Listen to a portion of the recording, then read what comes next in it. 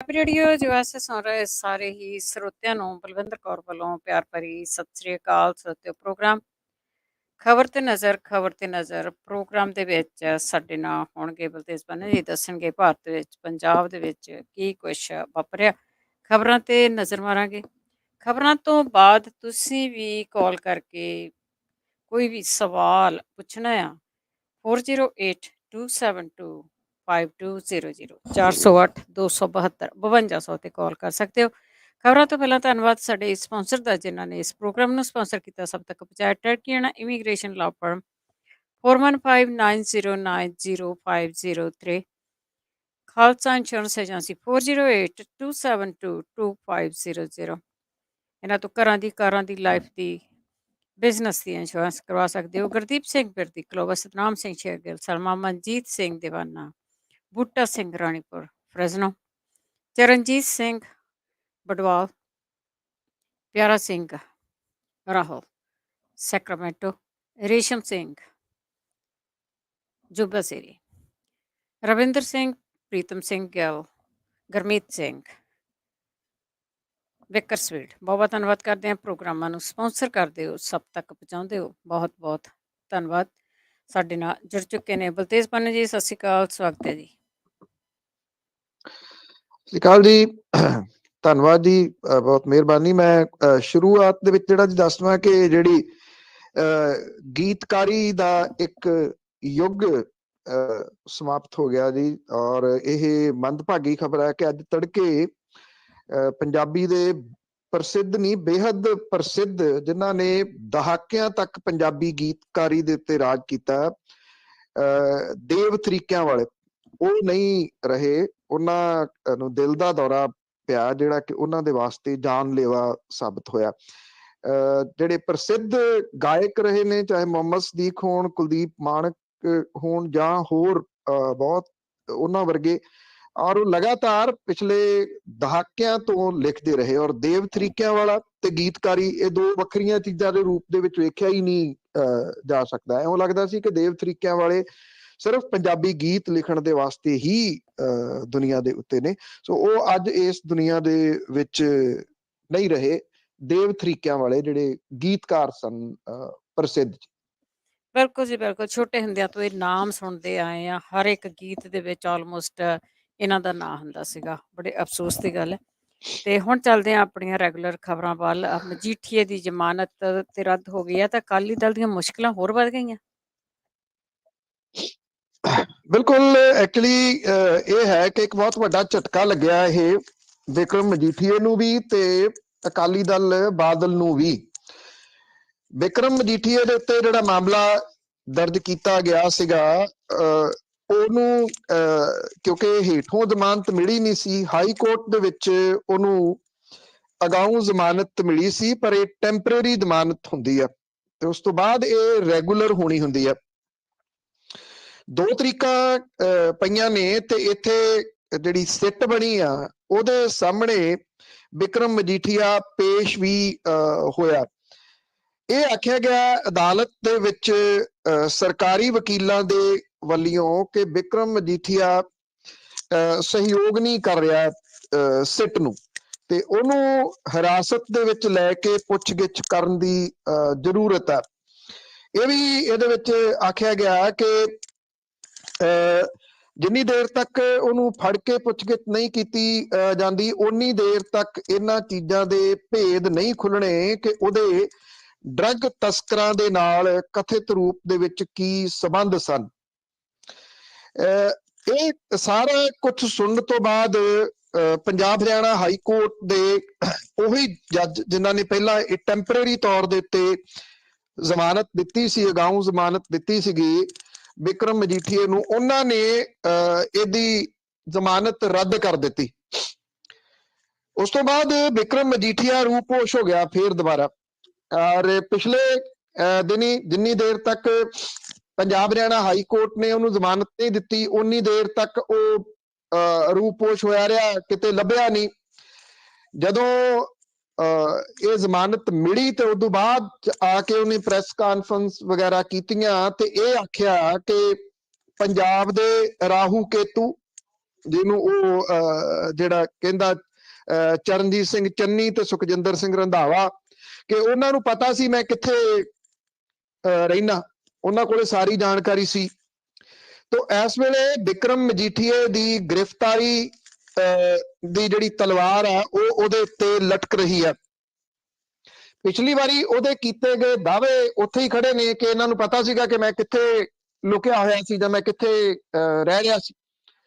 ਉੱਥੇ ਛਾਪੇਮਾਰੀ ਹੁੰਦੀ ਆ ਜਾਂ ਨਹੀਂ, ਉਹ ਗ੍ਰਿਫਤਾਰ ਹੁੰਦਾ ਜਾਂ ਨਹੀਂ, ਪਰ ਮੁਸ਼ਕਲਾਂ ਵੱਡੀਆਂ ਖੜੀਆਂ ਬਿਕਰਮ ਮਜੀਠੀਏ ਦੇ ਵਾਸਤੇ, ਅਕਾਲੀ ਦਲ ਬਾਦਲ ਦੇ ਵਾਸਤੇ ਹੋ ਗਈਆਂ ਨੇ। ਜਦੋਂ ਈਡੀ ਨੇ ਜਿਹੜੀ ਛਾਪੇਮਾਰੀ ਕੀਤੀ ਚਰਨਜੀਤ ਸਿੰਘ ਚੰਨੀ ਦੇ ਨੇੜਲੇ ਰਿਸ਼ਤੇਦਾਰ ਹਨੀ ਦੇ ਉੱਤੇ, ਉਹ ਜਿਹੜਾ ਮਾਮਲਾ ਸਾਰਾ ਹਾਈਲਾਈਟ ਕੀਤਾ ਉਹ ਬਿਕਰਮ ਮਜੀਠੀਏ ਨੇ ਹੀ ਕੀਤਾ ਪਿਛਲੇ ਦਿਨੀ ਪ੍ਰੈਸ ਕਾਨਫਰੰਸ ਦੇ ਵਿੱਚ। ਇੱਕ ਕਿਸਮ ਦੇ ਨਾਲ ਚਰਨਜੀਤ ਸਿੰਘ ਚੰਨੀ ਜਿਹੜੇ ਕਿ ਇਸ ਮਸਲੇ ਦੇ ਉੱਤੇ ਖੁਦ ਨੂੰ ਬੇਕਸੂਰ ਦੱਸ ਰਹੇ ਸੀ, ਉਹਨਾਂ ਨੂੰ ਬਿਲਕੁਲ ਜਿਹੜਾ ਇਸ ਮਾਮਲੇ ਦੇ ਵਿੱਚ ਨੰਗਿਆ ਕੀਤਾ ਉਹਨਾਂ ਨੇ। ਅਕਾਲੀ ਦਲ ਬਾਦਲ ਸਮਝਦਾ ਸੀ ਕਿ ਇਹਦੇ ਨਾਲ ਉਹਨੂੰ ਦੁਬਾਰਾ ਫਿਰ ਕੁਝ ਬੂਸਟ ਮਿਲੂਗਾ, ਜਿਹੜਾ ਕਿ ਅਕਾਲੀ ਦਲ ਬਾਦਲ ਇਸ ਵੇਲੇ ਪਹਿਲਾਂ ਹੀ ਇਲੈਕਸ਼ਨਾਂ ਵਾਲੇ ਮਾਮਲੇ ਤੇ ਮੁਸ਼ਕਲਾਂ ਦੇ ਵਿੱਚ ਘਿਰਿਆ ਹੋਇਆ।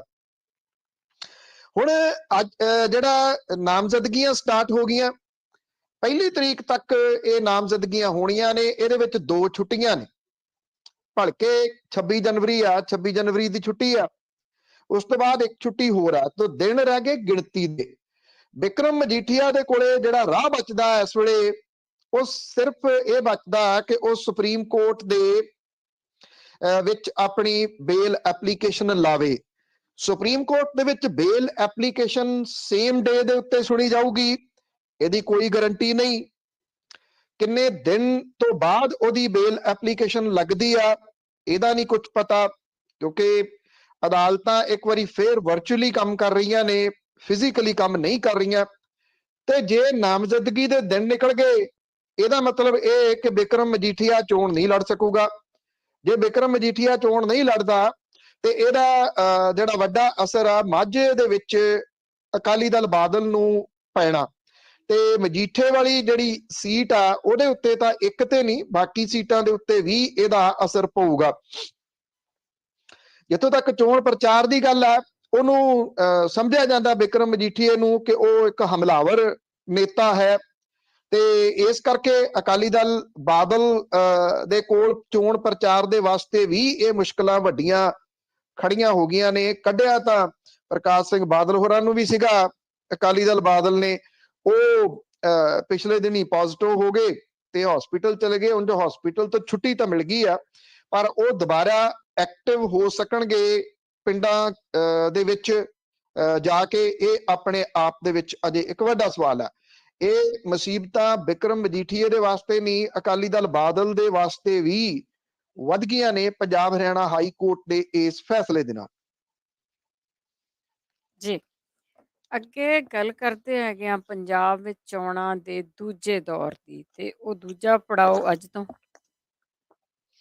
ਬਿਲਕੁਲ ਜੀ, ਜਿਵੇਂ ਮੈਂ ਦੱਸਿਆ ਕਿ ਪੰਜਾਬ ਦੇ ਵਿੱਚ ਅੱਜ ਤੋਂ ਨਾਮਜ਼ਦਗੀਆਂ ਦਾਖਲ ਕਰਨ ਦਾ ਸਿਲਸਿਲਾ ਸ਼ੁਰੂ ਹੋ ਜਾਊਗਾ ਜੀ। ਇਹਨਾਂ ਚੋਣਾਂ ਦੇ ਵਾਸਤੇ ਕਾਂਗਰਸ, ਅਕਾਲੀ ਦਲ ਬਾਦਲ, ਬਸਪਾ ਗੱਠਜੋੜ, ਆਮ ਆਦਮੀ ਪਾਰਟੀ, ਭਾਰਤੀ ਜਨਤਾ ਪਾਰਟੀ, ਉਹਨਾਂ ਦੇ ਨਾਲ ਗੱਠਜੋੜ ਦੇ ਵਿੱਚ ਖਿਦੋ ਖੂੰਡੀ ਵਾਲੀ ਪਾਰਟੀ ਕੈਪਟਨ ਅਮਰਿੰਦਰ ਸਿੰਘ ਹੋਰਾਂ ਦੀ, ਅਕਾਲੀ ਦਲ ਸੰਯੁਕਤ ਢੀਂਡਸਾ ਸਾਹਿਬ ਵਾਲਾ, ਕਿਸਾਨ ਜਥੇਬੰਦੀਆਂ ਦੀ ਅਗਵਾਈ ਵਾਲੀ ਸੰਯੁਕਤ ਕਿਸਾਨ ਮੋਰਚਾ, ਖੱਬੀਆਂ ਪਾਰਟੀਆਂ ਦੇ ਵੱਲੋਂ ਉਮੀਦਵਾਰ ਉਤਾਰੇ ਗਏ ਆ। ਕਾਂਗਰਸ, ਭਾਜਪਾ, ਪੰਜਾਬ ਲੋਕ ਕਾਂਗਰਸ ਵੱਲੋਂ ਉਮੀਦਵਾਰਾਂ ਦੀ ਦੂਜੀ ਤੇ ਅਖੀਰਲੀ ਸੂਚੀ ਕਿਸੇ ਸਮੇਂ ਵੀ ਆ ਸਕਦੀ ਆ। ਖੱਬੀਆਂ ਪਾਰਟੀਆਂ ਨੇ ਆਪਣੇ ਉਮੀਦਵਾਰ ਖੜੇ ਕਰਨੇ ਆ। ਮੁੱਖ ਚੋਣ ਕਮਿਸ਼ਨਰ ਪੰਜਾਬ ਦਾ ਜਿਹੜਾ, ਉਹਦਾ ਇਹ ਕਹਿਣਾ ਹੈ ਕਿ 25 ਜਨਵਰੀ ਨੂੰ ਨੋਟੀਫਿਕੇਸ਼ਨ ਜਾਰੀ ਹੋਣ ਦੇ ਨਾਲ ਨਾਮਜ਼ਦਗੀਆਂ ਭਰਨ ਦੀ ਪ੍ਰਕਿਰਿਆ ਅੱਜ ਸ਼ੁਰੂ ਹੋ ਰਹੀ ਆ। ਆਖਰੀ ਤਰੀਕ 1 ਫਰਵਰੀ ਆ। ਇਹਨਾਂ ਦੀ ਜਾਂਚ ਛਾਣਬੀਣ 2 ਫਰਵਰੀ ਨੂੰ ਹੋਊਗੀ।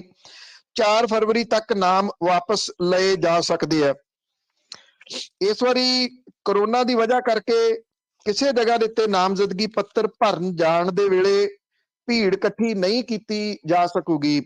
ਜਦੋਂ ਕੋਈ ਨਾਮਜ਼ਦਗੀ ਪੱਤਰ ਭਰਨ ਜਾਊਗਾ ਤਾਂ ਸਿਰਫ 2 ਜਾਣੇ ਉਹਦੇ ਨਾਲ ਅੰਦਰ ਜਾ ਸਕਦੇ ਆ। ਪਹਿਲਾਂ ਕਿਉਂਕਿ ਅਕਸਰ ਭੀੜਾਂ ਜੁਟਾਈਆਂ ਜਾਂਦੀਆਂ ਸਨ, ਬਹੁਤ ਵੱਡੇ ਵੱਡੇ ਕਾਫਲਿਆਂ ਦੇ ਰੂਪ ਦੇ ਵਿੱਚ ਨਾਮਜ਼ਦਗੀ ਪੱਤਰ ਭਰਨ ਦੇ ਵਾਸਤੇ ਜਾਂਦੇ ਸਨ। ਅਜਿਹਾ ਇਸ ਵਾਰੀ ਕੁਝ ਵੀ ਨਹੀਂ ਹੋ ਸਕਣਾ।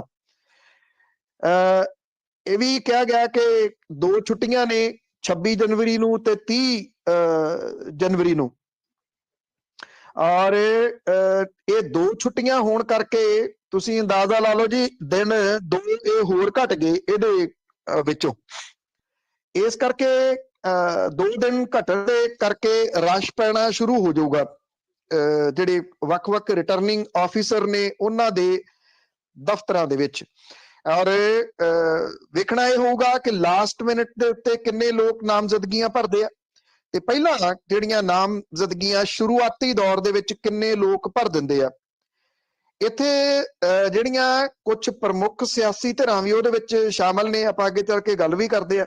ਅਜੇ ਉਹਨਾਂ ਦੀ ਲਿਸਟ ਤੱਕ ਨਹੀਂ ਆਈ। ਕਾਂਗਰਸ ਦੀ ਲਿਸਟ ਵੀ ਅਟਕੀ ਹੋਈ ਆ। ਕੈਪਟਨ ਅਮਰਿੰਦਰ ਸਿੰਘ ਹੋਰਾਂ ਦੀ ਪਾਰਟੀ ਇਸ ਗੱਲ ਦੇ ਉੱਤੇ ਲਿਸਟ ਰੋਕੀ ਬੈਠੀ ਆ ਵੀ ਉਮੀਦਵਾਰ ਉਹਨਾਂ ਕੋਲੇ ਹੈ ਨਹੀਂ। ਉਹ ਇਹ ਸਮਝਦੇ ਆ ਇਹ ਜਿੰਨਿਆਂ ਨੂੰ ਟਿਕਟ ਉਧਰੋਂ ਨਾ ਮਿਲੀ ਉਹ ਸਾਡੇ ਤੱਕ ਆ ਜਾਣੇ ਆ, ਤੇ ਇਸ ਕਰਕੇ ਇਥੋਂ ਫਿਰ ਅਸੀਂ ਉਧਰੋਂ ਉਮੀਦਵਾਰ ਲੱਭ ਸਕਦੇ ਆ। ਤੋ ਇਹ ਲੱਭਾ ਲਭਾਈ ਤੇ ਤੋੜ ਤੜਾਈ ਜਿਹੜੀ ਆ ਉਹ ਜਾਰੀ ਆ। ਇਹਦੇ ਦੌਰਾਨ ਇਹ ਇਲੈਕਸ਼ਨ ਪ੍ਰੋਸੈਸ ਦਾ ਦੂਸਰਾ ਫੇਜ਼ ਅੱਜ ਸਟਾਰਟ ਹੋ ਗਿਆ। ਅਗਲੇ ਕੁਝ ਦਿਨ, ਅੱਜ 25 ਜਨਵਰੀ ਜਦੋਂ ਅਸੀਂ ਆਪਾਂ ਗੱਲ ਕਰ ਰਹੇ ਆ, 25, 26, 27, 28, 29, 30, 31 ਤੇ 1 ਤਰੀਕ ਤੱਕ ਇਹ 8 ਦਿਨ ਨੇ। 8 ਦਿਨਾਂ ਦੇ ਵਿੱਚੋਂ 2 ਛੁੱਟੀਆਂ ਨੇ, ਮਤਲਬ ਕਿ 6 ਦਿਨ ਇਹ ਪ੍ਰੋਸੈਸ ਚੱਲੂਗਾ। ਔਰ 6 ਦਿਨ ਦੇ ਵਿੱਚ ਕਿੰਨੇ ਉਮੀਦਵਾਰ, ਕਿਉਂਕਿ ਐਤਕੀ ਉਮੀਦਵਾਰਾਂ ਦੀ ਬਹੁਤਾਤ ਹੋਣੀ ਆ, ਬਹੁਤ ਵੱਡੀ ਗਿਣਤੀ ਹੋਣੀ ਆ, ਉਹਦੇ ਵਿੱਚੋਂ ਕਿੰਨੇ ਰੱਦ ਹੁੰਦੇ ਆ ਜਦੋਂ ਛਾਣਬੀਣ ਹੁੰਦੀ ਆ, ਉਹ ਅਗਲਾ ਪ੍ਰੋਸੈਸ ਹੋਊਗਾ। ਪਰ ਜਿਹੜਾ ਚੋਣ ਜ਼ਾਬਤਾ ਲੱਗਣ ਤੋਂ ਬਾਅਦ ਸੈਕੰਡ ਫੇਜ਼ ਦੀ ਸ਼ੁਰੂਆਤ ਜਿਹੜੀ ਆ ਅੱਜ ਪੰਜਾਬ ਦੇ ਵਿੱਚ ਹੋ ਗਈ, ਔਰ ਪੰਜਾਬ ਸਣੇ ਜਿਹੜੇ 5 ਰਾਜ ਨੇ ਹੁਣ ਉਹ ਤੇਜ਼ੀ ਦੇ ਨਾਲ ਚੋਣਾਂ ਵਾਲੇ ਪਾਸੇ ਨੂੰ ਵੱਧ ਰਹੇ ਆ। ਬਸ ਮੇਲਾ ਲੱਗਾ ਹੋਣਾ ਜੀ ਪੰਜਾਬ 'ਚ ਵੀ, ਤਾਂ ਹੋਰ ਸਟੇਟਾਂ 'ਚ ਵੀ। ਤੇ ਅੱਗੇ ਗੱਲ ਕਰਦੇ ਆ, ਕਾਂਗਰਸ ਦੀ ਰਹਿੰਦੀ ਸੂਚੀ ਦਾ ਵੀ ਪੇਚ ਫਸਿਆ।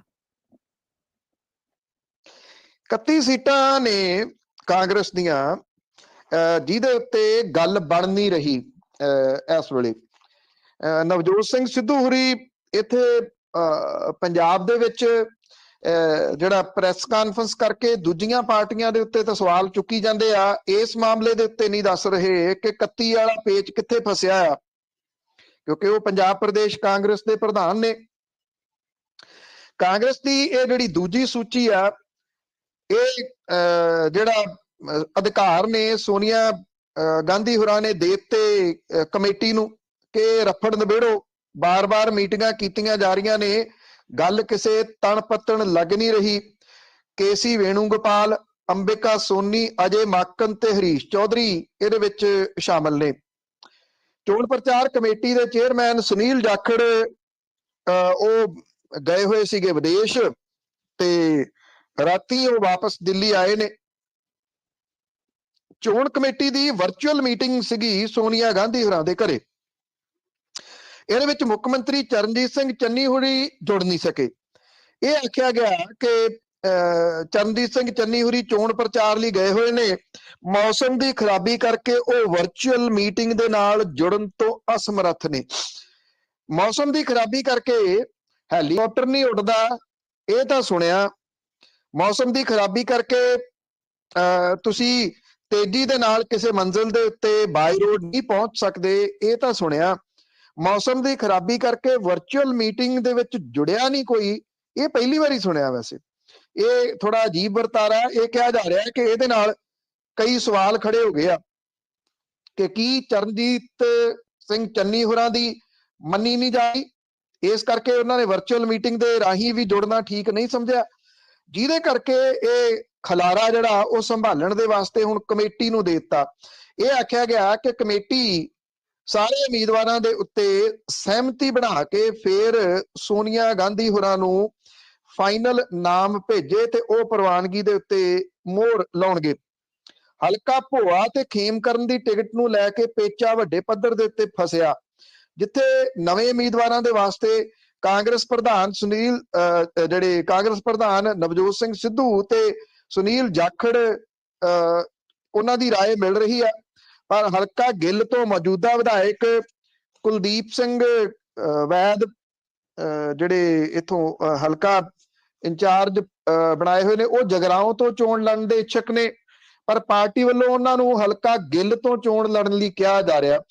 ਜੇ ਉਹਨਾਂ ਦੀ ਸੀਟ ਬਦਲੀ ਜਾਂਦੀ ਆ ਤਾਂ ਕਿਉਂਕਿ ਇਸ ਹਿਸਾਬ ਦੇ ਨਾਲ ਬੜੇ ਸਾਰੇ ਉਮੀਦਵਾਰ ਸੀਗੇ ਜਿਹੜੇ ਆਪੋ ਆਪਣੇ ਹਲਕਾ ਬਦਲਣਾ ਚਾਹੁੰਦੇ ਸੀ, ਪਰ ਇਹ ਕਿਹਾ ਜਾ ਰਿਹਾ ਕਿ ਕਿਸੇ ਨੂੰ ਵੀ ਹਲਕਾ ਬਦਲਣ ਨਹੀਂ ਦਿੱਤਾ ਜਾਊਗਾ। ਹਲਕਾ ਜਲਾਲਾਬਾਦ ਤੋਂ ਰਵਿੰਦਰ ਆਂਵਲਾ ਚੋਣ ਨਹੀਂ ਲੜਨਾ ਚਾਹੁੰਦੇ, ਉਹਦੀ ਦਿਲਚਸਪੀ ਗੁਰੂ ਹਰਸਹਾਏ ਹਲਕੇ ਦੇ ਵਿੱਚ ਹੈ। ਰਵਿੰਦਰ ਆਂਵਲਾ ਨੇ ਤਾਂ ਇੱਥੋਂ ਤੱਕ ਕਹਿਤਾ ਕਿ ਜੇ ਹਲਕਾ ਨਹੀਂ ਬਦਲਿਆ ਤਾਂ ਉਹ ਚੋਣ ਹੀ ਨਹੀਂ ਲੜਨਗੇ। ਪਹਿਲਾਂ ਮੀਟਿੰਗ ਦੇ ਵਿੱਚ ਇਹ ਵੀ ਸੀਗਾ ਕਿ ਹਲਕਾ ਜਲਾਲਾਬਾਦ ਤਾਂ ਦਲਿਤ ਵਸੋਂ ਵਾਲਾ ਹਲਕਾ, ਜਿੱਥੋਂ ਮੁੱਖ ਮੰਤਰੀ ਚਰਨਜੀਤ ਸਿੰਘ ਚੰਨੀ ਨੂੰ ਉਤਾਰਿਆ ਜਾਵੇ। ਮੁਕਤਸਰ ਦੀ ਸੀਟ ਐਤਕੀ ਮੁੜ ਕੇ ਬਰਾੜ ਪਰਿਵਾਰ ਦੇ ਹਿੱਸੇ ਆ ਸਕਦੀ ਆ।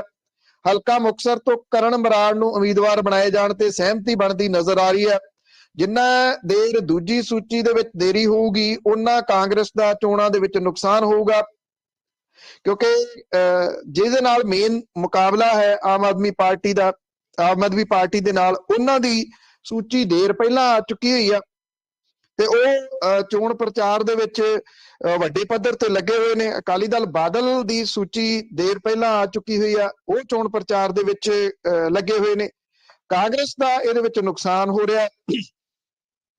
ਵਰ੍ਹਿਆਂ ਪਹਿਲਾਂ ਜਦੋਂ ਭਗਵੰਤ ਮਾਨ ਹੋਰੀ ਕਾਮੇਡੀ ਦੇ ਖੇਤਰ ਦੇ ਵਿੱਚ ਹੁੰਦੇ ਸੀ ਤੇ ਉਹਨਾਂ ਨੇ ਇੱਕ ਕਾਮੇਡੀ ਦੇ ਵਿੱਚ ਕੀਤਾ ਸੀਗਾ ਕਿ ਸਿਆਸਤ ਬਦਲਦੀ ਆ, ਬਦਲੀਆਂ ਹੋਈਆਂ ਸਿਆਸਤਾਂ ਦੇ ਵਿੱਚ ਕਹਿੰਦੇ ਪਹਿਲਾਂ ਉਮੀਦਵਾਰ ਕਹਿੰਦਾ ਹੁੰਦਾ ਸੀ ਕਿ ਮੈਨੂੰ ਮੇਰੇ ਹਲਕੇ ਦੇ ਸਾਰੇ ਲੋਕ ਜਾਣਦੇ ਆ, ਇਸ ਹਲਕੇ ਦੇ, ਇਸ ਕਰਕੇ ਮੈਨੂੰ ਇੱਥੋਂ ਟਿਕਟ ਦਿਓ। ਔਰ ਉਹਨਾਂ ਨੇ ਉਦੋਂ ਇਹ ਗੱਲ ਇਹਦੇ ਵਿੱਚ ਕਹੀ ਸੀਗੀ ਕਿ ਹੁਣ ਸਮਾਂ ਏਦਾਂ ਬਦਲ ਗਿਆ ਵੀ ਲੋਕ ਜਿਹੜਾ ਟਿਕਟ ਲੈਣ ਜਾਂਦਾ ਉਹ ਇਹ ਕਹਿੰਦਾ ਇਸ ਹਲਕੇ ਦੇ ਸਾਰੇ ਲੋਕ ਹੁਣ ਮੈਨੂੰ ਚੰਗੀ ਤਰ੍ਹਾਂ ਜਾਣਦੇ ਆ, ਇਸ ਕਰਕੇ ਮੈਨੂੰ ਕਿਸੇ ਹੋਰ ਜਗ੍ਹਾ ਤੋਂ ਜਿਹੜੀ ਆ ਉਹ ਟਿਕਟ ਦਿਓ। ਬਸ ਇਸ ਚੀਜ਼ ਨੂੰ ਲੈ ਕੇ ਪੇਚ ਫਸਿਆ ਹੋਇਆ। ਇਹ ਕਿਹਾ ਜਾ ਰਿਹਾ ਹੈ ਕਿ ਜਿਹੜੇ ਸਿਟਿੰਗ ਵਿਧਾਇਕ ਨੇ ਉਹਨਾਂ ਦੀਆਂ ਟਿਕਟਾਂ ਕੱਟੀਆਂ ਜਾ ਸਕਦੀਆਂ ਨੇ। ਇਹਨਾਂ ਸੰਭਾਵੀ ਰੂਪ ਦੇ ਵਿੱਚ ਕੱਟੀਆਂ ਜਾਣ ਵਾਲੀਆਂ ਟਿਕਟਾਂ ਦੇ ਉੱਤੇ ਨਿਗਾਹ ਲਾਈ ਬੈਠੇ ਨੇ ਕੈਪਟਨ ਅਮਰਿੰਦਰ ਸਿੰਘ ਹੋਰੀ ਵੀ ਤੇ ਭਾਰਤੀ ਜਨਤਾ ਪਾਰਟੀ ਵੀ ਉਧਰੋਂ ਜਿਹੜੇ ਆਉਣਗੇ ਉਹਨਾਂ ਨੂੰ ਅਸੀਂ ਟਿਕਟਾਂ ਦੇਵਾਂਗੇ। ਬਸ ਮੌਜਾਂ ਇਸ ਵਾਰੀ ਜਿਹੜੀਆਂ ਲੱਗੀਆਂ ਹੋਈਆਂ ਨੇ ਉਹ ਟਿਕਟੂਆਂ ਦੀਆਂ ਲੱਗੀਆਂ ਨੇ। ਬਿਲਕੁਲ ਜੀ, ਕੋਈ ਵੀ ਆ ਜਾਏ ਪਾਰਟੀ ਕੋਈ ਨਾ ਕੋਈ ਮਿਲ ਜਾਊਗੀ ਇਹਨਾਂ ਨੂੰ। ਅੱਗੇ ਆਮ ਆਦਮੀ ਪਾਰਟੀ ਦੀ ਜੇ ਗੱਲ ਕਰੀਏ, ਨਵੇਂ ਨਾਅਰੇ ਨਾਲ ਚੋਣ ਮੈਦਾਨ ਵਿੱਚ ਜੀ ਐਤਕੀ ਕਿਉਂਕਿ ਡਿਜੀਟਲੀ ਸਾਰਾ ਕੁਝ ਚੱਲ ਰਿਹਾ ਤੇ ਡਿਜੀਟਲ ਰੂਪ ਦੇ ਵਿੱਚ ਦੇਖਿਆ ਜਾਵੇ ਤਾਂ ਆਮ ਆਦਮੀ ਪਾਰਟੀ ਦੇ ਕੋਲੇ ਇਸ ਮਾਮਲੇ ਦੇ ਵਿੱਚ ਤਜਰਬਾ ਸਭ ਤੋਂ ਜ਼ਿਆਦਾ। ਉਹ ਸੋਸ਼ਲ ਮੀਡੀਆ ਦੇ ਉੱਤੇ ਜੇ ਤੁਸੀਂ ਦੇਖੋਗੇ ਤੇ ਸਭ ਤੋਂ ਜ਼ਿਆਦਾ ਜਿਹੜੀ ਪਾਰਟੀ ਦਿਸ ਰਹੀ ਆ ਸੋਸ਼ਲ ਮੀਡੀਆ ਤੇ, ਹਾਲਾਂਕਿ ਸੋਸ਼ਲ ਮੀਡੀਆ ਦੇ ਰਾਹੀਂ ਤੁਸੀਂ ਇਹ ਨਹੀਂ ਕਹਿ ਸਕਦੇ ਕਿ ਜੋ ਦਿਖ ਰਿਹਾ ਉਹ ਸਾਰਾ ਕੁਝ ਸਹੀ ਹੁੰਦਾ, ਪਰ ਇੰਨਾ ਜ਼ਰੂਰ ਹੈ ਕਿ ਐਤਕੀ ਪ੍ਰਚਾਰ ਦਾ ਤਰੀਕਾ ਹੀ ਇਹ ਹੈ, ਜਾਂ ਤਾਂ ਜਿਹੜਾ ਸੋਸ਼ਲ ਮੀਡੀਆ ਦੇ ਰਾਹੀਂ ਤੁਸੀਂ ਜਿਹੜੀਆਂ ਇੰਟਰਵਿਊਜ਼ ਉਹਨਾਂ ਦੀਆਂ ਹੋ ਰਹੀਆਂ ਨੇ ਚੈਨਲਾਂ ਦੀਆਂ, ਉਹਨੂੰ ਜਿਹੜਾ ਉਹ ਪ੍ਰਮੋਟ ਕਰ ਲਓਗੇ। ਹੋਰ ਕੋਈ ਤਰੀਕਾ ਨਹੀਂਗਾ। ਰੈਲੀਆਂ ਇਸ ਵਾਰੀ ਹੋ ਨਹੀਂ ਸਕਣੀਆਂ, ਰੋਡ ਸ਼ੋ ਇਸ ਵਾਰੀ ਹੋ ਨਹੀਂ ਸਕਣੇ। 31 ਤੱਕ ਪਾਬੰਦੀ ਲੱਗੀ ਹੋਈ ਆ, 31 ਤੋਂ ਬਾਅਦ ਵੀ ਖੁੱਲਣ ਦੇ ਚਾਂਸਸ ਘੱਟ ਨੇ। ਜੇ ਮੰਨ ਲਓ ਖੁੱਲ ਵੀ ਜਾਂਦੀਆਂ ਨੇ ਤੇ ਉਸ ਤੋਂ ਬਾਅਦ ਫਿਰ ਦਿਨ ਕਿੰਨੇ ਰਹਿ ਜਾਣੇ ਆ, ਉੱਥੇ ਵੀ ਜਿਹੜਾ ਉਹ ਗਿਣਤੀ ਘੱਟ ਰਹੂਗੀ। ਖੁੱਲੇ ਤੌਰ ਦੇ ਉੱਤੇ ਨਹੀਂ ਕਿਹਾ ਜਾ ਸਕਦਾ ਕਿ ਓਪਨਲੀ ਇਹ ਕਹਿ ਦਿੱਤਾ ਜਾਊਗਾ ਕਿ ਜਿੰਨੀਆਂ ਮਰਜ਼ੀ ਰੈਲੀਆਂ ਕਰ ਲਓ। ਹੁਣ ਇੱਕ ਨਵੇਂ ਨਾਅਰੇ ਦੇ ਨਾਲ ਸਮੁੱਚੇ ਪੰਜਾਬ ਦੇ ਵਿੱਚ ਜਿਹੜੇ ਬੋਰਡ ਨੇ, ਹੋਰਡਿੰਗਸ ਲੱਗੇ ਆ, ਉਹ ਸਾਰੇ ਦੇ ਸਾਰੇ ਬਦਲ ਦਿੱਤੇ ਗਏ ਆ। ਇਹਨਾਂ ਬਦਲੇ ਹੋਏ ਹੋਰਡਿੰਗਸ ਜਿਹੜੇ ਨੇ ਉਹਦੇ ਉੱਤੇ ਜਿੱਥੇ ਪਹਿਲਾਂ ਹੋਰਡਿੰਗਸ ਲੱਗੇ ਸੀਗੇ ਕਿ ਇੱਕ ਮੌਕਾ ਕੇਜਰੀਵਾਲ ਨੂੰ, ਉਹ ਹੋਰਡਿੰਗਸ ਦੇ ਉੱਤੇ ਹੁਣ ਭਗਵੰਤ ਮਾਨ ਹੋਰਾਂ ਦੀ ਫੋਟੋ ਤੇ ਕੇਜਰੀਵਾਲ ਹੋਰਾਂ ਦੀ ਫੋਟੋ ਲੱਗੀ ਆ। ਜਿਹੜੇ ਇਹ ਹੋਰਡਿੰਗਸ ਨੇ ਉਹਨਾਂ ਦੇ ਉੱਤੇ ਨਵਾਂ ਨਾਅਰਾ ਦਿੱਤਾ ਗਿਆ ਕਿ ਹੁਣ ਨਹੀਂ ਖਾਵਾਂਗੇ ਧੋਖਾ, ਕੇਜਰੀਵਾਲ ਤੇ ਭਗਵੰਤ ਮਾਨ ਨੂੰ ਦੇਵਾਂਗੇ ਮੌਕਾ। ਇਸ ਨਾਅਰੇ ਦੇ ਹੇਠ ਆਮ ਆਦਮੀ ਪਾਰਟੀ ਨੇ ਸਮੁੱਚੇ ਪੰਜਾਬ ਦੇ ਵਿੱਚ ਹੋਰਡਿੰਗਸ ਦਾ ਹੜ ਲੈ ਆਂਦਾ ਹੈ ਕਿਸਮ ਦੇ ਨਾਲ। ਲੱਗੇ ਸਿਆਸੀ ਧਿਰਾਂ ਦੇ ਬਾਕੀਆਂ ਦੇ ਵੀ ਬੋਰਡ ਨੇ, ਭਾਜਪਾ ਦੇ ਬੋਰਡ ਵੀ ਟਾਵੇਂ ਟਾਵੇਂ ਨਜ਼ਰ ਆਉਂਦੇ ਆ, ਕਾਂਗਰਸ ਦੇ ਬੋਰਡ ਵੀ ਨਜ਼ਰ ਆਉਂਦੇ ਆ, ਅਕਾਲੀ ਦਲ ਬਾਦਲ ਦੇ ਬੋਰਡ ਬਹੁਤ ਘੱਟ ਨਜ਼ਰ ਆਉਂਦੇ ਆ ਪੰਜਾਬ ਦੇ ਵਿੱਚ। ਮੈਂ ਲਗਭਗ ਇੱਥੋਂ ਚੱਲ ਕੇ ਉਹ ਮਲੋਟ ਤੱਕ ਜਿਹੜੀ ਬੈਲਟ ਆ ਉਹ ਵੀ ਕਵਰ ਕੀਤੀ ਆ ਵੀਕਐਂਡ ਦੇ ਉੱਤੇ। ਦੂਜੇ ਪਾਸੇ ਨੂੰ ਮਾਲਵੇ ਖੇਤਰ ਦੇ ਮੋਗੇ ਤੱਕ ਵੀ ਜਿਹੜਾ ਉਹ ਜਾ ਕੇ ਦੇਖਿਆ। ਇਸ ਸਾਰੇ ਪਾਸਿਆਂ ਦੇ ਉੱਤੇ ਜੇ ਬੋਰਡਾਂ ਦੀ ਆਪਾਂ ਗੱਲ ਕਰੀਏ, ਸੜਕਾਂ ਦੇ ਕੰਢੇ ਮੇਨ ਹਾਈਵੇ ਦੇ ਉੱਤੇ ਜਿਹੜੇ ਬੋਰਡ ਨੇ ਉਹ ਰੈਂਟ ਕਰਨੇ ਪੈਂਦੇ ਆ। ਉੱਥੇ ਇਸ ਵੇਲੇ ਆਮ ਆਦਮੀ ਪਾਰਟੀ ਸਭ ਤੋਂ ਵੱਧ ਪੈਸੇ ਖਰਚ ਰਹੀ ਆ ਜਾਂ ਉਹਨਾਂ ਹੋਰਡਿੰਗਸ ਨੂੰ ਲਿਆ ਜਾ ਰਿਹਾ, ਕਿਉਂਕਿ ਜਿਹੜਾ ਖਰਚਾ ਹੈ ਉਹ ਇਹਨਾਂ ਹੋਰਡਿੰਗਸ ਦਾ ਇੰਨਾ ਜ਼ਿਆਦਾ ਨਹੀਂਗਾ। ਸਭ ਤੋਂ ਵੱਧ ਖਰਚਾ ਜਿਹੜਾ ਹੁੰਦਾ ਉਹ ਰੈਲੀਆਂ ਦੇ ਉੱਤੇ ਹੀ ਹੁੰਦਾ। ਰੈਲੀਆਂ ਦੇ ਉੱਤੇ ਹੋਣ ਵਾਲੇ ਖਰਚੇ ਤੋਂ ਬਚਾਅ ਵੀ ਆ। ਇਹ ਕਿਹਾ ਜਾ ਰਿਹਾ ਹੈ ਕਿ ਜਿਹੜੀ ਪਾਰਟੀ ਇਹਨਾਂ ਰੈਲੀਆਂ ਦੇ ਖਰਚੇ ਤੋਂ ਬਚਾਅ ਲਈ ਰਾਹਤ ਮਹਿਸੂਸ ਕਰ ਰਹੀ ਆ ਉਹ ਸਭ ਤੋਂ ਜ਼ਿਆਦਾ ਆਮ ਆਦਮੀ ਪਾਰਟੀ ਹੈ। ਉਹ ਇਹ ਸਮਝਦੀ ਆ ਕਿ ਜੇ ਰੈਲੀਆਂ ਹੁੰਦੀਆਂ ਤਾਂ ਉਹਦੇ ਕੋਲ ਹੋ ਸਕਦਾ ਕਿ ਬਾਕੀ ਪਾਰਟੀਆਂ ਦੇ ਮੁਕਾਬਲੇ ਵੱਡੀਆਂ ਰੈਲੀਆਂ ਨਾ ਕੀਤੀਆਂ ਜਾ ਸਕਦੀਆਂ, ਉਮੀਦਵਾਰਾਂ ਦੇ ਉੱਤੇ ਬਹੁਤ ਵੱਡਾ ਬੋਝ ਪੈਂਦਾ, ਬਹੁਤ ਵੱਡਾ ਖਰਚਾ ਪੈਂਦਾ। ਇਸ ਕਰਕੇ ਇਸ ਨਵੇਂ ਨਾਅਰੇ ਦੇ ਨਾਲ, ਹੋਰਡਿੰਗਸ ਦੇ ਨਾਲ, ਸੋਸ਼ਲ ਮੀਡੀਆ ਦੇ ਨਾਲ ਇਸ ਵੇਲੇ ਚੋਣ ਪ੍ਰਚਾਰ ਦੇ ਵਿੱਚ ਸਭ ਤੋਂ ਅੱਗੇ ਜਾਪ ਰਹੇ ਆ ਪੰਜਾਬ ਦੇ ਵਿੱਚ। ਸਿਆਸੀ ਧਿਰਾਂ ਜਿਹੜੀਆਂ ਬਾਕੀ ਨੇ, ਜਿਵੇਂ ਆਪਾਂ ਅਕਾਲੀ ਦਲ ਬਾਦਲ ਦੀ ਗੱਲ ਕੀਤੀ ਆ, ਉਹਨੂੰ ਆਪਣੀਆਂ ਮੁਸ਼ਕਲਾਂ ਜਿਹੜੀਆਂ ਨੇ, ਕਿਉਂਕਿ ਸੁਖਬੀਰ ਸਿੰਘ ਬਾਦਲ ਹੀ ਨਜ਼ਰ ਆਉਂਦੇ ਆ ਲੰਬੀ ਸੀਟ ਦੇ ਉੱਤੇ, ਹਰਸਿਮਰਤ ਕੌਰ ਬਾਦਲ ਹੋਰੀ ਉੱਥੇ ਜ਼ਰੂਰ ਸਰਗਰਮ ਨਜ਼ਰ ਆਉਂਦੇ ਆ। ਵੱਡੇ ਬਾਦਲ ਜਿਹੜੇ ਨੇ ਉਹ ਪੋਜ਼ਿਟਿਵ ਹੋਏ ਰਹੇ ਪਿਛਲੇ ਦਿਨਾਂ ਤੋਂ। ਵਿਕਰਮ ਮਜੀਠੀਆ ਨੇ ਜ਼ਰੂਰ ਪਿਛਲੇ ਦਿਨਾਂ ਦੇ ਵਿੱਚ ਕੁਝ ਸਰਗਰਮੀ ਵਿਖਾਈ ਸੀ, ਪਰ ਉਹ ਦੂਜੇ ਪਾਸੇ ਫਸ ਗਏ। ਕਾਂਗਰਸ ਜਿਹੜੀ ਆ ਉਹ ਗਰਾਊਂਡ ਦੇ ਉੱਤੇ ਨਜ਼ਰ ਨਹੀਂ ਆਉਂਦੀ ਹਾਲ ਦੀ ਘੜੀ।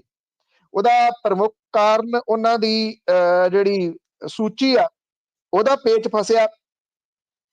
ਦੂਜਾ, ਜਿਹੜੀ ਕਾਂਗਰਸ ਦੇ ਅੰਦਰ ਖਾਤੇ ਜੋ ਕੁਝ ਚੱਲ ਰਿਹਾ, ਇੱਕ ਦੂਜੇ ਦੇ ਜੜ੍ਹਾਂ ਵੱਢਣ ਦੇ ਵਾਸਤੇ, ਉਹ ਮੁਸ਼ਕਲ ਜਿਹੜੀ ਉਹ ਵੱਡੀ ਆ। ਇਸ ਵੇਲੇ ਲਾਲ ਸਿੰਘ ਹੁਰੀ ਜਿਹੜੇ ਸਾਬਕਾ ਮੰਤਰੀ ਵੀ ਨੇ, ਉਹਨਾਂ ਨੇ ਨਵਾਂ ਪੇਚ ਫਸਾ ਲਿਆ। ਉਹ ਕਹਿੰਦੇ ਪਟਿਆਲਾ ਤੋਂ ਟਿਕਟ ਮੈਨੂੰ ਦਿਓ ਕਿਉਂਕਿ ਮੈਂ ਕੈਪਟਨ ਅਮਰਿੰਦਰ ਸਿੰਘ ਹੋਰਾਂ ਨੂੰ ਹਰਾ ਸਕਦਾ। ਹੁਣ ਪ੍ਰੋਬਲਮ ਇਹ ਆ ਕਿ ਜੇ ਲਾਲ ਸਿੰਘ ਹੋਰੀ ਟਿਕਟ ਮੰਗ ਰਹੇ ਆ ਤੇ ਉਹਨਾਂ ਨੂੰ ਟਿਕਟ ਕਿਵੇਂ ਦਿੱਤੀ ਜਾਊਗੀ? ਜੇ ਟਿਕਟ ਦਿੱਤੀ ਜਾਂਦੀ ਆ ਤੇ ਉਹਨਾਂ ਦੇ ਮੁੰਡੇ ਨੂੰ ਕਾਂਗਰਸ ਨੇ ਸਮਾਣੇ ਤੋਂ ਟਿਕਟ ਦਿੱਤੀ ਹੋਈ ਆ, ਫਿਰ ਬਾਕੀ ਕਹਿਣਗੇ ਜੇ ਇੱਕ ਪਰਿਵਾਰ ਨੂੰ 2 ਟਿਕਟਾਂ ਦਿੱਤੀਆਂ ਜਾ ਸਕਦੀਆਂ ਤੇ ਸਾਨੂੰ ਵੀ 2 ਟਿਕਟਾਂ ਦਿਓ। ਇਸ ਕਰਕੇ ਉਧਰ ਆਪਣੀਆਂ ਮੁਸ਼ਕਲਾਂ ਦੇ ਵਿੱਚ ਫਸੀ ਹੋਣ ਕਰਕੇ ਚੋਣ ਪ੍ਰਚਾਰ ਇਸ ਵੇਲੇ ਉਹਨਾਂ ਦਾ ਪਛੜ ਰਿਹਾ। ਡੋਰ ਟੂ ਡੋਰ ਵਾਲਾ ਕੰਮ ਜਿਹੜਾ ਉਹ ਵੀ ਕਾਂਗਰਸ ਉਸ ਮਾਮਲੇ ਦੇ ਉੱਤੇ ਵੀ ਪਛੜ ਰਹੀ ਹੈ। ਜੀ, ਅੱਗੇ ਪਾਰਟੀਆਂ ਤਾਂ ਸਾਰੀਆਂ ਨੂੰ ਕੋਈ ਨਾ ਕੋਈ ਮੁਸ਼ਕਲ ਆਈ ਆ। ਸੰਯੁਕਤ ਸਮਾਜ ਮੋਰਚੇ ਦੀ ਗੱਲ ਕਰੀਏ, ਉਹਨਾਂ ਦੀਆਂ ਵੀ ਮੁਸ਼ਕਲਾਂ ਵਧੀਆਂ ਹੋਈਆਂ। ਦੇਖੋ, ਥਾਂ ਥਾਂ ਦੇ ਉੱਤੋਂ ਜਿਹੜੀਆਂ ਸ਼ਿਕਾਇਤਾਂ ਆ ਰਹੀਆਂ ਨੇ ਕਿ ਜਿਹੜੀਆਂ ਟਿਕਟਾਂ ਨੇ, ਜਿਹੜੇ ਇਹਨਾਂ ਨੇ ਇੱਕ ਸੈੱਟ ਕੀਤਾ ਸੀਗਾ ਕ੍ਰਾਈਟੇਰੀਆ, ਉਹਦੇ ਵਿੱਚ, ਉਸ ਢਾਂਚੇ ਦੇ ਵਿੱਚ, ਉਸ ਸਾਂਚੇ ਦੇ ਵਿੱਚ ਫਿੱਟ ਆਉਣ ਵਾਲੇ ਕੁਝ ਲੋਕ ਨਹੀਂ ਹੈਗੇ। ਜਿਹੜੇ ਇਲਜ਼ਾਮ ਲਾ ਦੇਣੇ ਸੌਖੇ ਹੁੰਦੇ ਨੇ, ਜਦੋਂ ਤੁਸੀਂ ਉਸ ਪ੍ਰੋਸੈਸ ਦੇ ਵਿੱਚੋਂ ਲੰਘਦੇ ਹੋ ਫਿਰ ਪਤਾ ਲੱਗਦਾ ਕਿ ਇਹ ਪ੍ਰੋਸੈਸ ਕਿਸ ਤਰ੍ਹਾਂ ਦੇ ਨੇ, ਕਿੰਨੀਆਂ ਪੀੜ੍ਹੀਆਂ ਗੰਢਾਂ ਨੇ ਜਿਹੜੀਆਂ ਖੋਲਣੀਆਂ ਪੈਂਦੀਆਂ ਨੇ। ਕੋਈ ਤਜਰਬਾ ਤਾਂ ਇਹਨਾਂ ਨੂੰ ਬਹੁਤਾ ਹੈ ਨਹੀਂ ਸੀਗਾ, ਝੱਟ ਦੇਣੀ ਆ ਕੇ ਚੋਣ ਲੜਨ ਦਾ ਐਲਾਨ ਕਰ ਦਿੱਤਾ। ਇਉਂ ਲੱਗਿਆ ਕਿ ਗੱਲ ਹੀ ਕੋਈ ਨਹੀਂ, ਸਾਰੇ ਲੋਕ ਪਿੱਛੇ ਨੇ। ਹਾਂ, ਜੇ ਮੋਰਚਾ ਚੱਲਦਾ ਹੁੰਦਾ ਤੇ ਕਹਾਣੀ ਬਿਲਕੁਲ ਵੱਖਰੀ ਹੋਣੀ ਸੀ।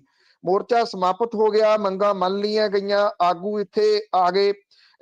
ਜਿਹੜੇ ਕੁਝ ਵੱਡੀਆਂ ਧਿਰਾਂ ਨੇ ਕਿਸਾਨਾਂ ਦੀਆਂ, ਉਹਨਾਂ ਨੇ ਚੋਣਾਂ ਲੜਨ ਤੋਂ ਟਾਲਾ ਵੱਟ ਲਿਆ। ਇਹ ਕਿਹਾ ਜਾ ਰਿਹਾ ਕਿ ਜਿਹੜੀ ਸਕਰੀਨਿੰਗ ਕਮੇਟੀ ਜਾਂ ਜਿਹੜੇ ਵੋਟਾਂ ਦੇ ਵਿੱਚ ਉਮੀਦਵਾਰ ਖੜੇ ਕਰ ਰਹੇ ਆ, ਉਹਦੇ ਵਿੱਚ ਤਾਂ ਬਹੁਤੇ ਬੰਦੇ ਉਹ ਲੱਗੇ ਹੋਏ ਆ ਜਿਹੜੇ ਕਿਸਾਨੀ ਮੋਰਚੇ ਦਾ ਵਿਰੋਧ ਕਰਦੇ ਰਹੇ ਆ। ਉਹ ਉੱਥੇ ਕਿਵੇਂ ਪਹੁੰਚ ਗਏ। ਦੂਜਾ ਜਿਹੜਾ ਭਾਈ ਭਤੀਜਾਵਾਦ ਬੜਾ ਇਸ ਵੇਲੇ ਚੱਲ ਰਿਹਾ। ਸਿੱਧਮ ਸਿੱਧਾ ਜਿਹੜਾ ਕਿੰਤੂ ਪਰੰਤੂ ਆ ਉਹ ਬਲਬੀਰ ਸਿੰਘ ਰਾਜੇਵਾਲ ਹੋਰਾਂ ਦੇ ਮੁੰਡੇ ਦੇ ਉੱਤੇ ਹੋਈ ਜਾਂਦਾ। ਉਹ ਆਪਣੇ ਨੇੜੇ ਵਾਲਿਆਂ ਨੂੰ ਟਿਕਟਾਂ ਦੇਈ ਜਾਂਦੇ ਨੇ। ਸੰਯੁਕਤ ਸਮਾਜ ਮੋਰਚੇ ਨੇ 2 ਉਮੀਦਵਾਰ ਜਿਹੜੇ ਉਹ ਵਾਪਸ ਲਏ ਆ। ਹਰਵਿੰਦਰ ਸਿੰਘ ਹਰਪਾਲਪੁਰ ਨੂੰ ਇੱਥੋਂ ਐਲਾਨਿਆ ਸੀਗਾ, ਹਲਕਾ ਘਨੌਰ ਤੋਂ ਪਟਿਆਲੇ ਦੇ ਨਾਲ ਪੈਂਦਾ। ਹਰਵਿੰਦਰ ਸਿੰਘ ਹਰਪਾਲਪੁਰ ਜਿਹੜਾ ਇੱਥੋਂ ਪ੍ਰੇਮ ਸਿੰਘ ਚੰਦੂ ਮਾਜਰਾ ਦਾ ਸਕਾ ਭਾਣਜਾ। ਪ੍ਰੇਮ ਸਿੰਘ ਚੰਦੂ ਮਾਜਰਾ ਘਨੌਰ ਤੋਂ ਚੋਣਾਂ ਲੜ ਰਹੇ ਆ। ਇਹ ਮਿਲ ਕੇ ਲੜਨ ਦਾ ਜਿਹੜਾ ਉਹ ਤਰੀਕਾ ਸੀਗਾ। ਹਰਵਿੰਦਰ ਸਿੰਘ ਹਰਪਾਲਪੁਰ ਨੇ ਕੋਈ ਪਾਰਟੀ ਨਹੀਂ ਛੱਡੀ ਜਿੱਥੇ ਜਾ ਕੇ ਉਹਨੇ ਟਰਾਈ ਨਾ ਕੀਤੀ ਹੋਵੇ ਕਿ ਮੈਨੂੰ ਟਿਕਟ ਦੇ ਦਿਓ। ਜਦੋਂ ਕਿਸੇ ਪਾਰਟੀ ਤੋਂ ਕੋਈ ਖੈਰ ਨਹੀਂ ਪਈ ਤੇ ਉਹਨਾਂ ਚੁੱਕ ਕੇ ਫਿਰ ਇੱਥੋਂ ਕਿਸਾਨਾਂ ਤੋਂ ਜਿਹੜੀ ਟਿਕਟ ਆ ਉਹ ਲੈ ਲਈ ਆ। ਹੋ ਸਕਦਾ ਹੁਣ ਇਧਰੋਂ ਨਹੀਂ ਮਿਲੀ ਤੇ ਕੋਈ ਹੋਰ ਪਾਰਟੀ ਉਹਨਾਂ ਨੂੰ ਜਿਹੜਾ ਚੁੱਕ ਲਵੇ। ਦੂਜਾ ਜਿਹੜਾ ਉਮੀਦਵਾਰ ਸੀਗਾ ਇਹਨਾਂ ਨੇ ਰਾਜਪੁਰੇ ਤੋਂ ਜਿਹੜਾ ਸੰਯੁਕਤ ਸਮਾਜ ਮੋਰਚੇ ਦਾ ਜਿਹੜਾ ਐਲਾਨਿਆ ਸੀਗਾ ਉਹਨੂੰ ਹੀ ਵਾਪਸ ਜਿਹੜਾ ਲੈ ਲਿਆ। ਉਹਦਾ ਜਿਹੜਾ ਇਸ ਕਰਕੇ ਨਾਂ ਜਿਹੜਾ ਵਾਪਸ ਲਿਆ ਗਿਆ ਕਿ ਇਹਦਾ ਨਾਮ ਵਿਚਾਰਨ ਦੀ ਗੱਲ ਬਹੁਤ ਸਾਰੇ ਲੋਕਾਂ ਨੇ ਆਖੀ ਸੀਗੀ। ਹਰਵਿੰਦਰ ਸਿੰਘ ਹਰਪਾਲਪੁਰ ਇਹ ਕਹਿੰਦਾ ਕਿ ਬਿਨਾਂ ਕਾਰਨ ਉਹਦਾ ਨਾਮ ਵਾਪਸ ਲੈਣ ਤੋਂ ਸਾਬਤ ਹੋ ਗਿਆ ਕਿ ਕਾਂਗਰਸ, ਅਕਾਲੀ ਦਲ ਤੇ ਸੰਯੁਕਤ ਸਮਾਜ ਮੋਰਚਾ ਆਪਸ ਦੇ ਵਿੱਚ ਘਿਓ ਖਿਚੜੀ ਨੇ। ਸਿਰਫ ਰਵਾਇਤੀ ਪਾਰਟੀਆਂ ਨੂੰ ਲਾਭ ਦੇਣ ਦੇ ਵਾਸਤੇ ਇਹ ਮੋਰਚਾ ਬਣਾਇਆ ਗਿਆ। ਉਹ ਹੁਣ ਇਸ ਤਰ੍ਹਾਂ ਦੇ ਦੋਸ਼ ਲਾ ਰਿਹਾ।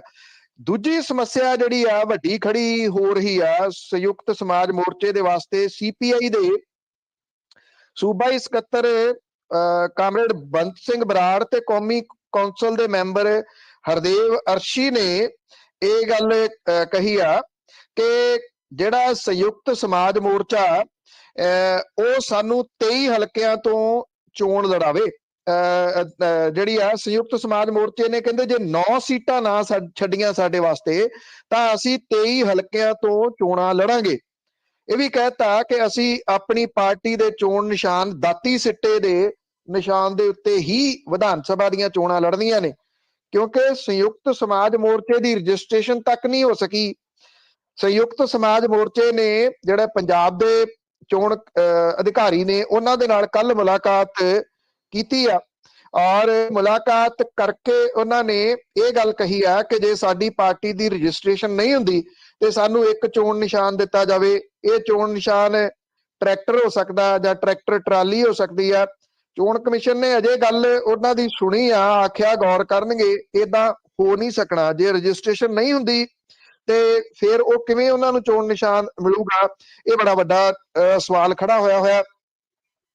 ਇਸ ਕਰਕੇ CPI ਨੇ ਹੁਣ ਇਹ ਕਹਿਤਾ ਕਿ ਸਾਨੂੰ 9 ਸੀਟਾਂ ਛੱਡੋ, ਅਸੀਂ ਆਪਣੇ ਚੋਣ ਨਿਸ਼ਾਨ ਦਾਤੀ ਸਿੱਟੇ ਦੇ ਉੱਤੇ ਇਹ ਜਿਹੜੀਆਂ ਉਹ ਚੋਣਾਂ ਲੜਨੀਆਂ ਨੇ।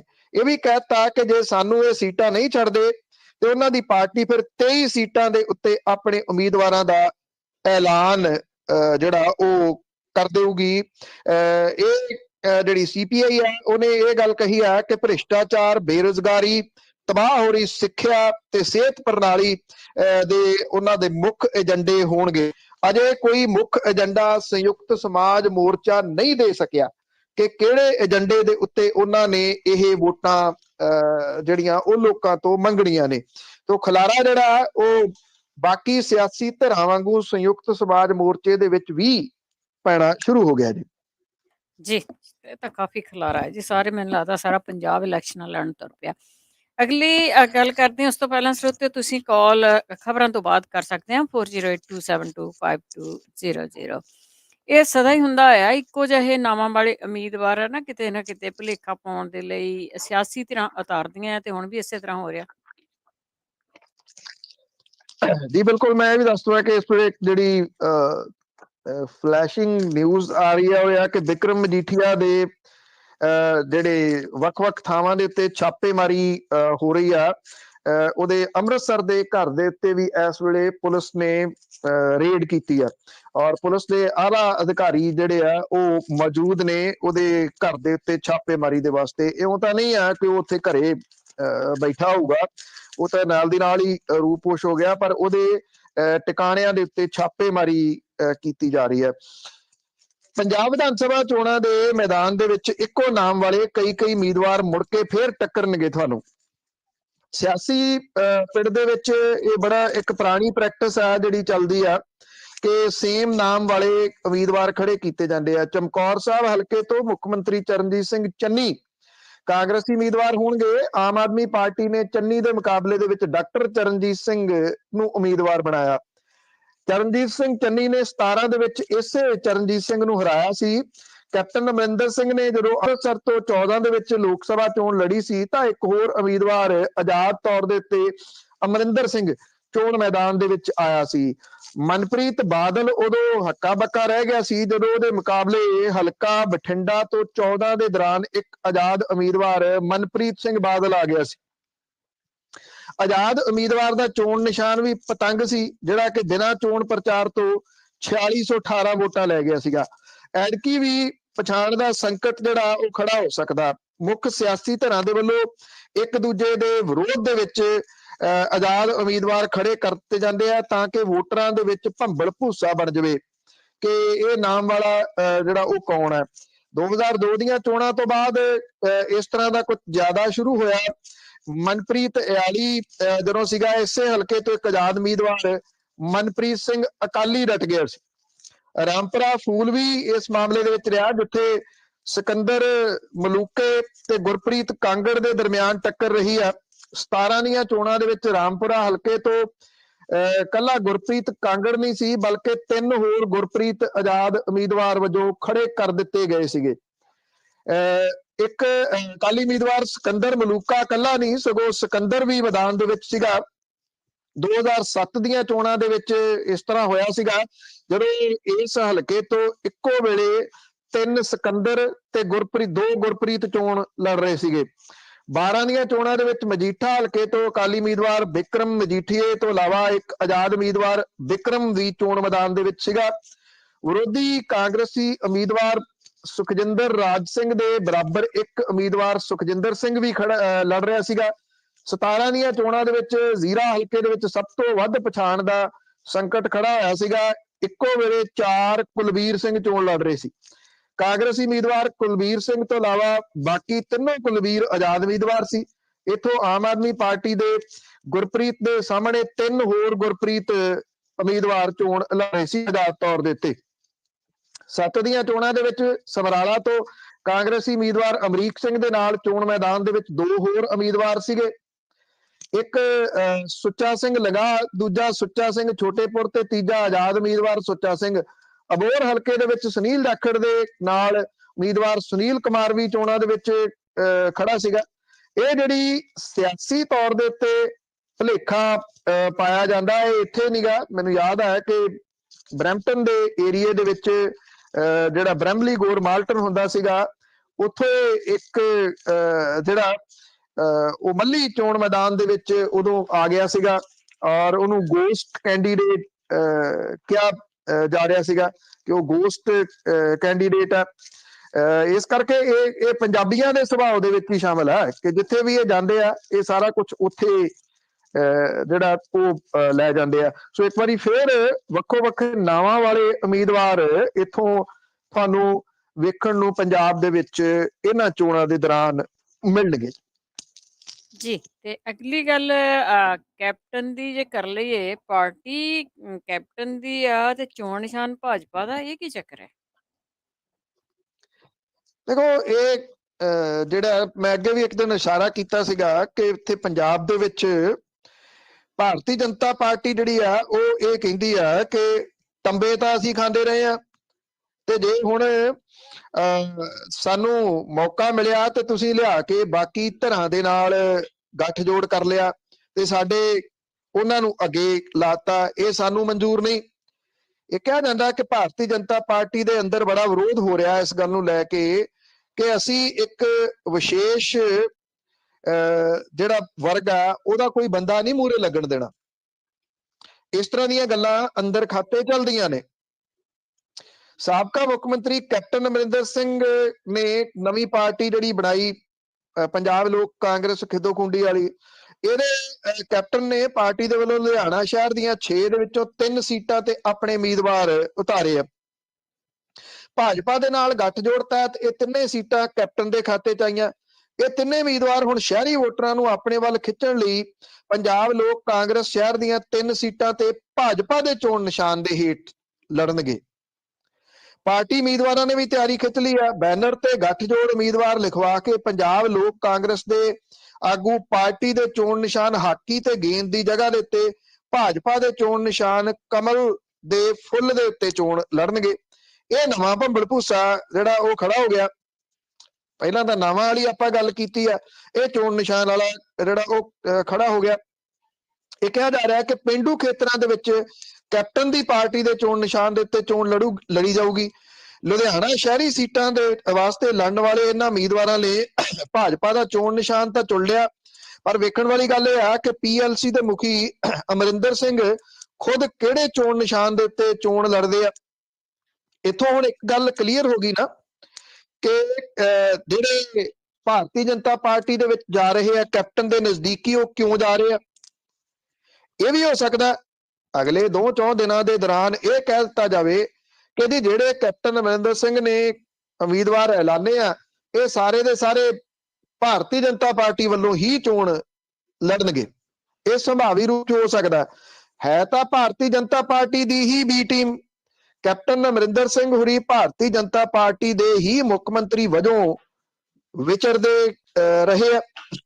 ਹੁਣ ਇਹ ਗੱਲ ਕਲੀਅਰ ਹੋ ਗਈ ਜਦੋਂ ਭਾਰਤੀ ਜਨਤਾ ਪਾਰਟੀ ਦੇ ਚੋਣ ਨਿਸ਼ਾਨ ਤੋਂ ਹੀ ਜਿਹੜੀ ਆ ਉਹ ਚੋਣ ਲੜ ਰਹੇ ਆ। ਠੀਕ ਉਸ ਤਰੀਕੇ ਦੇ ਨਾਲ ਜਿਵੇਂ ਅਕਾਲੀ ਦਲ ਬਾਦਲ ਨੇ ਦਿੱਲੀ ਤੋਂ ਇੱਕ ਵਾਰੀ ਜਿਹੜਾ ਮਨਜਿੰਦਰ ਸਿੰਘ ਸਰਸਾ ਨੂੰ ਉਤਾਰਿਆ ਸੀ, ਲੋਕਾਂ ਨੇ ਅੱਜ ਤੱਕ ਨੋਟਿਸ ਨਹੀਂ ਲਿਆ ਕਿ ਮਨਜਿੰਦਰ ਸਿੰਘ ਸਰਸਾ ਜਦੋਂ ਚੋਣ ਲੜੇ ਉਹ ਭਾਰਤੀ ਜਨਤਾ ਪਾਰਟੀ ਦੇ ਚੋਣ ਨਿਸ਼ਾਨ ਦੇ ਉੱਤੇ ਚੋਣ ਲੜੇ, ਉਹ ਕਮਲ ਦੇ ਫੁੱਲ ਦੇ ਉੱਤੇ, ਉਹਦੇ ਤੋਂ ਹੀ ਉਹ ਬਣੇ। ਲੋਕ ਇਹ ਕਹਿੰਦੇ ਰਹੇ ਜੀ ਇਹ ਅਕਾਲੀ ਦਲ ਦੇ MLA ਨੇ। ਅਕਾਲੀ ਦਲ ਦੇ MLA ਤਾਂ ਹੈ ਨਹੀਂ ਸੀ।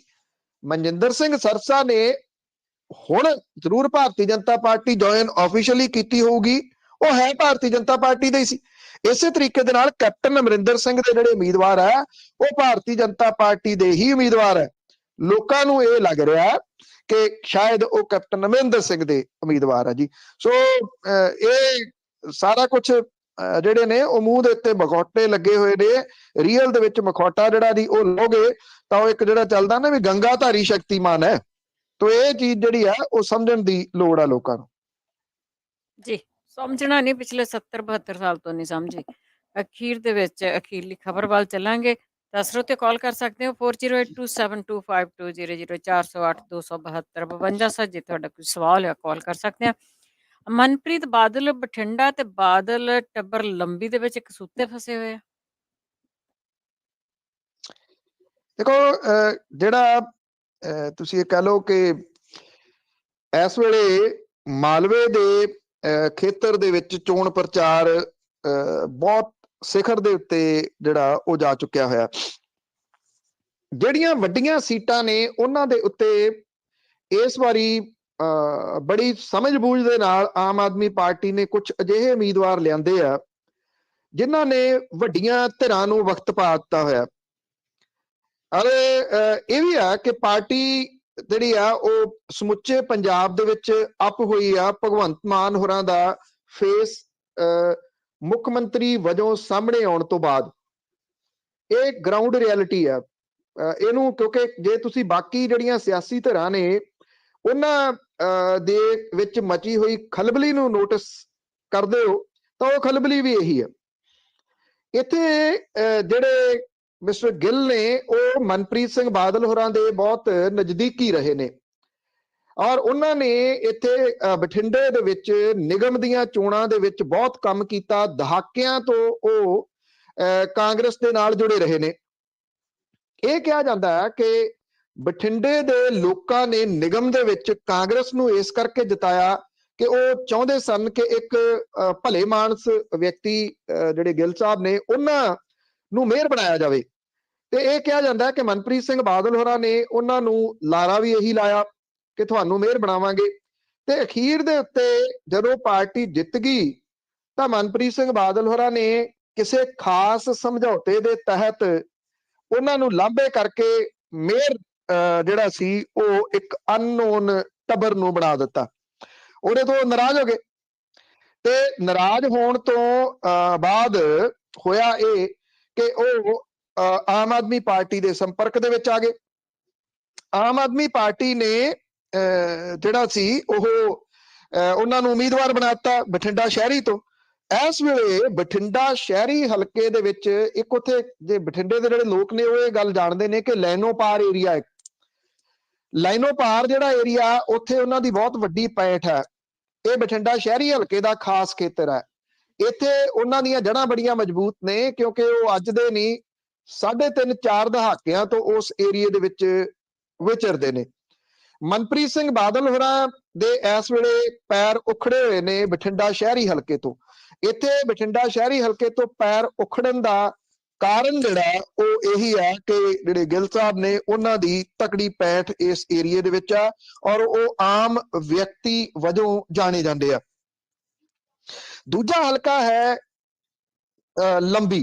ਲੰਬੀ ਹਲਕਾ। ਤੁਸੀਂ ਇਹ ਕਹਿ ਲਓ ਕਿ ਬਾਦਲ ਪਰਿਵਾਰ ਦਾ ਜੱਦੀ ਹਲਕਾ ਇੱਕ ਕਿਸਮ ਦੇ ਨਾਲ। ਉਹ ਇਹ ਸਮਝਦੇ ਆ ਇਹ ਸੀਟ ਸਾਡੀ ਜੇਬ ਦੇ ਵਿੱਚ ਹੈ।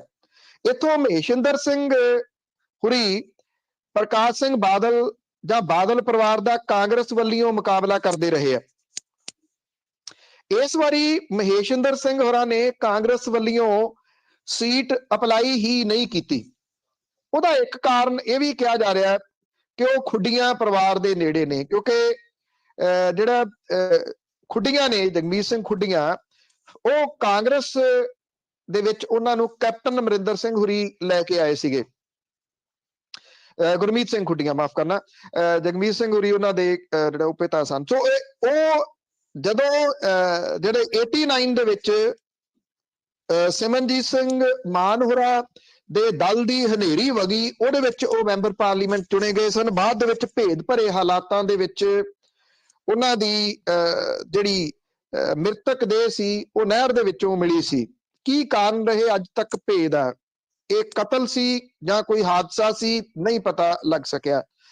ਖੁੱਡੀਆਂ ਸਾਹਿਬ ਜਿਹੜੇ ਉਹਨਾਂ ਦੇ ਬੇਟੇ ਨੇ ਉਹ ਲਗਾਤਾਰ ਇਸ ਏਰੀਏ ਦੇ ਵਿੱਚ ਵਿਚਰਦੇ ਰਹੇ। ਇੱਕ ਭਲੇਮਾਨਸ ਤੇ ਸੁਹਿਰਦ ਸਿਆਸਤਦਾਨ ਦੇ ਵਜੋਂ ਜਾਣੇ ਜਾਂਦੇ ਨੇ। ਜਦੋਂ ਕਾਂਗਰਸ ਨੇ ਜਿਹੜਾ ਸੀ ਉਹਨਾਂ ਦੀ ਬਾਹ ਨਾ ਫੜੀ, ਕੈਪਟਨ ਅਮਰਿੰਦਰ ਸਿੰਘ ਹੋਰੀ ਲੈ ਤਾਂ ਆਏ, ਬਾਅਦ ਦੇ ਵਿੱਚ ਪੁੱਛਿਆ ਹੀ ਨਾ ਤੇ ਉਹ ਵੀ ਆਮ ਆਦਮੀ ਪਾਰਟੀ ਦਾ ਰੁਖ ਕਰ ਗਏ। ਆਮ ਆਦਮੀ ਪਾਰਟੀ ਨੇ ਲੰਬੀ ਹਲਕੇ ਤੋਂ ਉਹਨਾਂ ਨੂੰ ਉਮੀਦਵਾਰ ਬਣਾਇਆ। ਲੰਬੀ ਹਲਕੇ ਤੋਂ ਅਜੇ ਤੱਕ ਜਿਹੜੇ ਬਾਦਲ ਪਰਿਵਾਰ ਹੈ ਉਹ ਆਪਣਾ ਉਮੀਦਵਾਰ ਨਹੀਂ ਦੇ ਸਕਿਆ, ਜਿੱਥੋਂ ਘਬਰਾਹਟ ਤੁਸੀਂ ਉਹਨਾਂ ਦੇ ਪਰਿਵਾਰ ਦੇ ਵਿੱਚ ਨੋਟ ਕਰ ਸਕਦੇ ਹੋ। ਅਜੇ ਇਹ ਨਹੀਂ ਪਤਾ ਕਿ ਪ੍ਰਕਾਸ਼ ਸਿੰਘ ਬਾਦਲ ਹੋਰਾਂ ਨੇ ਚੋਣ ਲੜਨੀ ਆ ਜਾਂ ਹਰਸਿਮਰਤ ਕੌਰ ਬਾਦਲ ਹੋਰਾਂ ਨੇ ਚੋਣ ਲੜਨੀ ਆ ਜਾਂ ਬਾਦਲ ਪਰਿਵਾਰ ਤੋਂ ਬਾਹਰੀ ਕਿਸੇ ਉਮੀਦਵਾਰ ਨੇ ਚੋਣ ਲੜਨੀ ਆ, ਜਿਹਦੀ ਸੰਭਾਵਨਾ ਬਹੁਤ ਘੱਟ ਹੈ। ਜਿਹੜਾ ਵੀ ਚੋਣ ਲੜੇ, ਪ੍ਰਕਾਸ਼ ਸਿੰਘ ਬਾਦਲ ਹੋਰੀ ਪਿਛਲੇ ਦਿਨਾਂ ਤੋਂ ਪਿੰਡਾਂ ਥਾਵਾਂ ਦੇ ਉੱਤੇ ਉਮਰ ਜਿਹੜੀ ਆ ਉਹ ਵੱਡੀ ਉਮਰ ਦੇ ਬਾਵਜੂਦ ਨਿਕਲਣਾ ਉਹਨਾਂ ਦਾ ਇਸ ਗੱਲ ਵੱਲ ਨੂੰ ਇਸ਼ਾਰਾ ਕਿ ਬਾਦਲ ਪਰਿਵਾਰ ਨੂੰ ਉੱਥੇ ਵਕਤ ਤਪਿਆ ਹੋਇਆ ਕਿ ਇਸ ਵਾਰੀ ਬਣੂਗਾ ਕੀ। ਤਾਂ ਇਸ ਕਰਕੇ ਇਹ ਦੋ ਸੀਟਾਂ ਦੇ ਉੱਤੇ ਦੋ ਅਹਿਮ ਨੇ ਕਿਉਂਕਿ ਹੈ ਦੋਨੋਂ ਬਾਦਲ ਪਰਿਵਾਰ ਦੇ ਨਾਲ ਜੁੜੀਆਂ ਹੋਈਆਂ। ਮਨਪ੍ਰੀਤ ਸਿੰਘ ਬਾਦਲ ਵੀ ਕੁੜਿੱਕੀ ਦੇ ਵਿੱਚ ਫਸ ਗਏ ਨੇ ਬਠਿੰਡਾ ਸ਼ਹਿਰੀ ਸੀਟ ਤੋਂ, ਤੇ ਫਸ ਲੰਬੀ ਸੀਟ ਤੋਂ ਬਾਦਲ ਪਰਿਵਾਰ ਵੀ ਗਿਆ। ਖੁੱਡੀਆਂ ਸਾਹਿਬ ਨੂੰ ਲੋਕਾਂ ਦਾ ਜਿਹੜਾ ਮਿਲ ਰਿਹਾ ਸਹਿਯੋਗ ਆ ਉਹ ਬਹੁਤ ਵੱਡਾ ਇਸ ਵਾਰੀ ਦੱਸਿਆ ਜਾ ਰਿਹਾ। ਇਹ ਦੋ ਸੀਟਾਂ ਬਹੁਤ ਅਹਿਮ ਰੋਲ ਅਦਾ ਕਰਨਗੀਆਂ, ਨਾ ਸਿਰਫ ਇਹਨਾਂ ਦੋ ਵਿਧਾਨ ਸਭਾ ਸੀਟਾਂ ਦੇ ਉੱਤੇ, ਨਾ ਸਿਰਫ ਮਾਲਵਾ ਖੇਤਰ ਦੇ ਵਿੱਚ, ਬਲਕਿ ਪੰਜਾਬ ਦੀ ਸਿਆਸਤ ਦੇ ਉੱਤੇ ਵੀ ਇਹਨਾਂ ਦੋ ਸੀਟਾਂ ਦਾ ਅਸਰ ਵੇਖਣ ਨੂੰ ਮਿਲੂਗਾ। ਜੀ ਤੇ ਸਰੋਤਿਆਂ ਨੇ ਅਸੀਂ ਇੱਕ ਬ੍ਰੇਕ ਤੋਂ ਬਾਅਦ ਤੁਸੀਂ ਕਾਲ ਕਰ ਸਕਦੇ ਹੋ 408 272 5200 ਸਟੂਡੀਓ ਦਾ ਫੋਨ ਨੰਬਰ ਆ। ਜੇ ਕੋਈ ਵੀ ਸਵਾਲ ਆ ਤੇ ਕਾਲ ਕਰਕੇ ਪੁੱਛ ਸਕਦੇ ਆ। ਵਾਪਸ ਆਉਣੇ ਇੱਕ ਬ੍ਰੇਕ ਤੋਂ ਬਾਅਦ। ਤੁਸੀਂ ਸੁਣ ਰਹੇ ਹੋ Punjabi radio USA। Hothi freight lines ਵਾਲਿਆਂ ਨੂੰ ਇਸ ਮੌਕੇ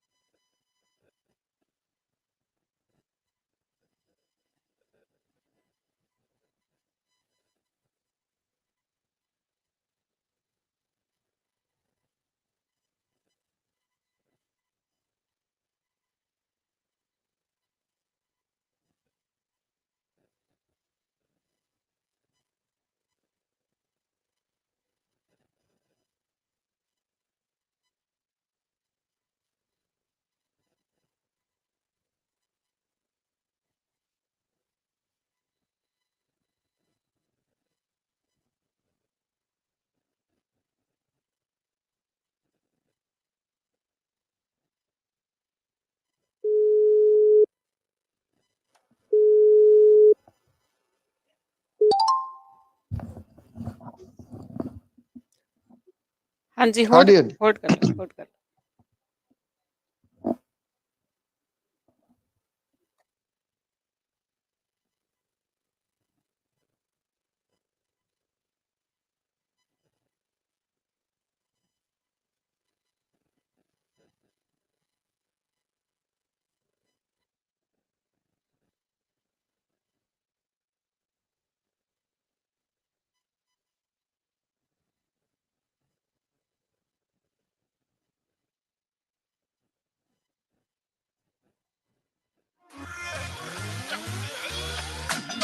ਸਾਨੂੰ ਸਾਡੇ ਧਰਮ ਦੇ ਨਾਲ ਜੋੜਦਾ ਹੈ, ਸਾਨੂੰ ਸਾਡੇ ਸੱਭਿਆਚਾਰ ਅਤੇ ਮਾਂ ਬੋਲੀ ਦੇ ਨਾਲ ਜੋੜਦਾ ਹੈ। ਤੁਹਾਡਾ ਅਤੇ ਸਾਡਾ ਸਾਰਿਆਂ ਦਾ ਸਾਂਝਾ ਪੰਜਾਬੀ ਰੇਡੀਓ USA ਸੁਣਦੇ ਰਹੋ।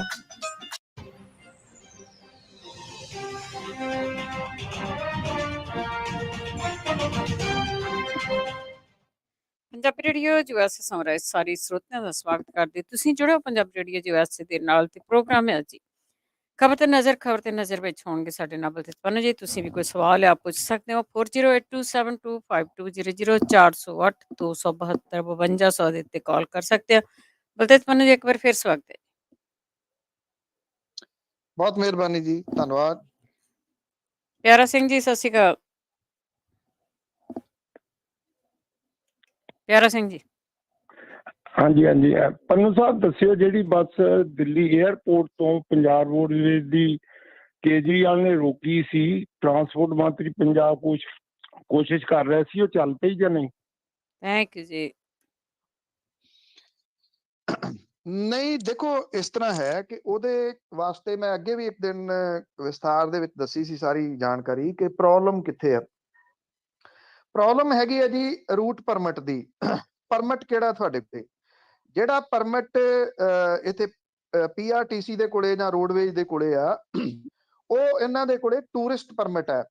ਟੂਰਿਸਟ ਪਰਮਿਟ ਦੇ ਉੱਤੇ ਤੁਸੀਂ ਰਸਤੇ 'ਚੋਂ ਸਵਾਰੀਆਂ ਨਹੀਂ ਚੁੱਕ ਸਕਦੇ। ਟੂਰਿਸਟ ਪਰਮਿਟ ਦੇ ਉੱਤੇ ਇੱਕ ਜਗ੍ਹਾ ਤੋਂ ਚੁੱਕ ਕੇ ਇੱਕ ਦੂਸਰੀ ਜਗ੍ਹਾ ਦੇ ਉੱਤੇ ਹੀ ਲਿਆ ਸਕਦੇ ਹੋ। ਉਹਦੇ ਲਈ ਤੁਹਾਨੂੰ ਜਿਹੜਾ ਉਹ ਡਿਫਰੈਂਟ ਪਰਮਿਟ ਤੇ ਉਹਦੀ ਫੀ ਜਿਹੜੀ ਉਹ ਦੇਣੀ ਪੈਂਦੀ ਆ, ਜਿਹੜੀ ਕਿ ਪੰਜਾਬ ਸਰਕਾਰ ਨੇ ਪਿਛਲੇ ਸਮੇਂ ਤੋਂ ਨਹੀਂ ਦਿੱਤੀ 에ਅਰਪੋਰਟ ਤੋਂ ਬੱਸਾਂ ਚਲਾਉਣ ਦੇ ਵਾਸਤੇ। ਉਹ ਜਿਹੜਾ ਪ੍ਰਾਈਵੇਟ ਕੰਪਨੀ ਜਿਹੜੀ ਚੁੱਕ ਕੇ ਲਿਆਉਂਦੀ ਆ, ਉਹ ਫੀਸ ਜਿਹੜੀ ਆ ਪਰਮਿਟ ਦੀ ਦੇ ਰਹੀ ਆ।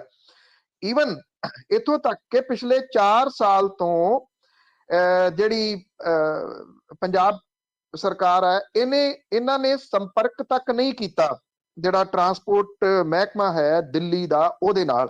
ਜਿੰਨੀ ਦੇਰ ਤੱਕ ਤੁਸੀਂ ਕਾਗਜ਼ਾਂ ਪੱਤਰਾਂ ਦੇ ਵਿੱਚ ਸਿੱਧੇ ਨਹੀਂ ਹੋ, ਉਨੀ ਦੇਰ ਤੱਕ ਤੁਸੀਂ ਕਿਵੇਂ ਉੱਥੋਂ ਚੁੱਕ ਸਕਦੇ ਹੋ ਜੀ?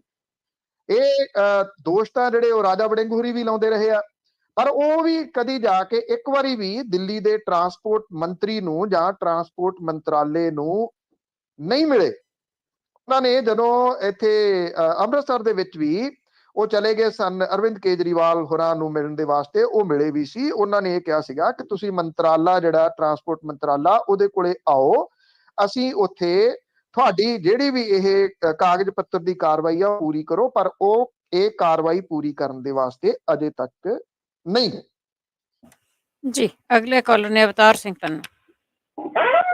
ਸਤਿ ਸ਼੍ਰੀ ਅਕਾਲ ਭੈਣ ਜੀ। ਸਤਿ ਸ਼੍ਰੀ ਅਕਾਲ ਪੰਨੂ ਸਾਹਿਬ। ਪੰਨੂ ਸਾਹਿਬ, ਮੈਨੂੰ ਲੱਗਦਾ ਕਿ ਜਿਹੜੇ ਸਿਆਸੀ ਲੀਡਰ ਇਲੈਕਸ਼ਨ ਲੜਦੇ ਨੇ, ਇਹ ਕਰੋੜਾਂ ਰੁਪਈਆ ਇਲੈਕਸ਼ਨ ਦੇ ਵਿੱਚ ਖਰਚ ਕਰਦੇ ਨੇ, ਤੇ ਜਿਹੜਾ ਇਹ ਰੁਪਈਆ ਹੁੰਦਾ ਵਾ, ਜਿਹੜੇ ਪੈਸੇ ਹੁੰਦੇ ਆ, ਇਹ ਸਾਰੇ ਹੀ ਨੰਬਰ 2 ਦੇ ਬਲੈਕ ਮਨੀ ਦੇ ਹੁੰਦੇ ਆ। ਤੇ ਮੈਂ ਸਮਝਦਾ ਜੇ ED ਇਹਨਾਂ ਸਾਰਿਆਂ ਦੇ ਰਿਸ਼ਤੇਦਾਰਾਂ ਦੇ ਘਰ ਛਾਪੇ ਮਾਰੇ ਤੇ ਚੰਨੀ ਦੇ ਰਿਸ਼ਤੇਦਾਰਾਂ ਨਾਲੋਂ ਵੀ ਜ਼ਿਆਦਾ ਪੈਸੇ ਇਹਨਾਂ ਦੇ ਰਿਸ਼ਤੇਦਾਰਾਂ ਕੋਲੋਂ ਮਿਲ ਸਕਦੇ ਆ। ਇਹਦੇ ਬਾਰੇ ਤੁਹਾਡਾ ਵਿਚਾਰ ਕੀ ਹੈ, ਦੱਸਿਓ। ਥੈਂਕ ਯੂ ਜੀ। ਕੱਟਿਓ ਨਾ। ਸੌਰੀ ਜੀ, ਕੱਟਿਆ ਗਿਆ, ਦੁਬਾਰਾ ਕਾਲ ਕਰ ਲਓ ਜੀ।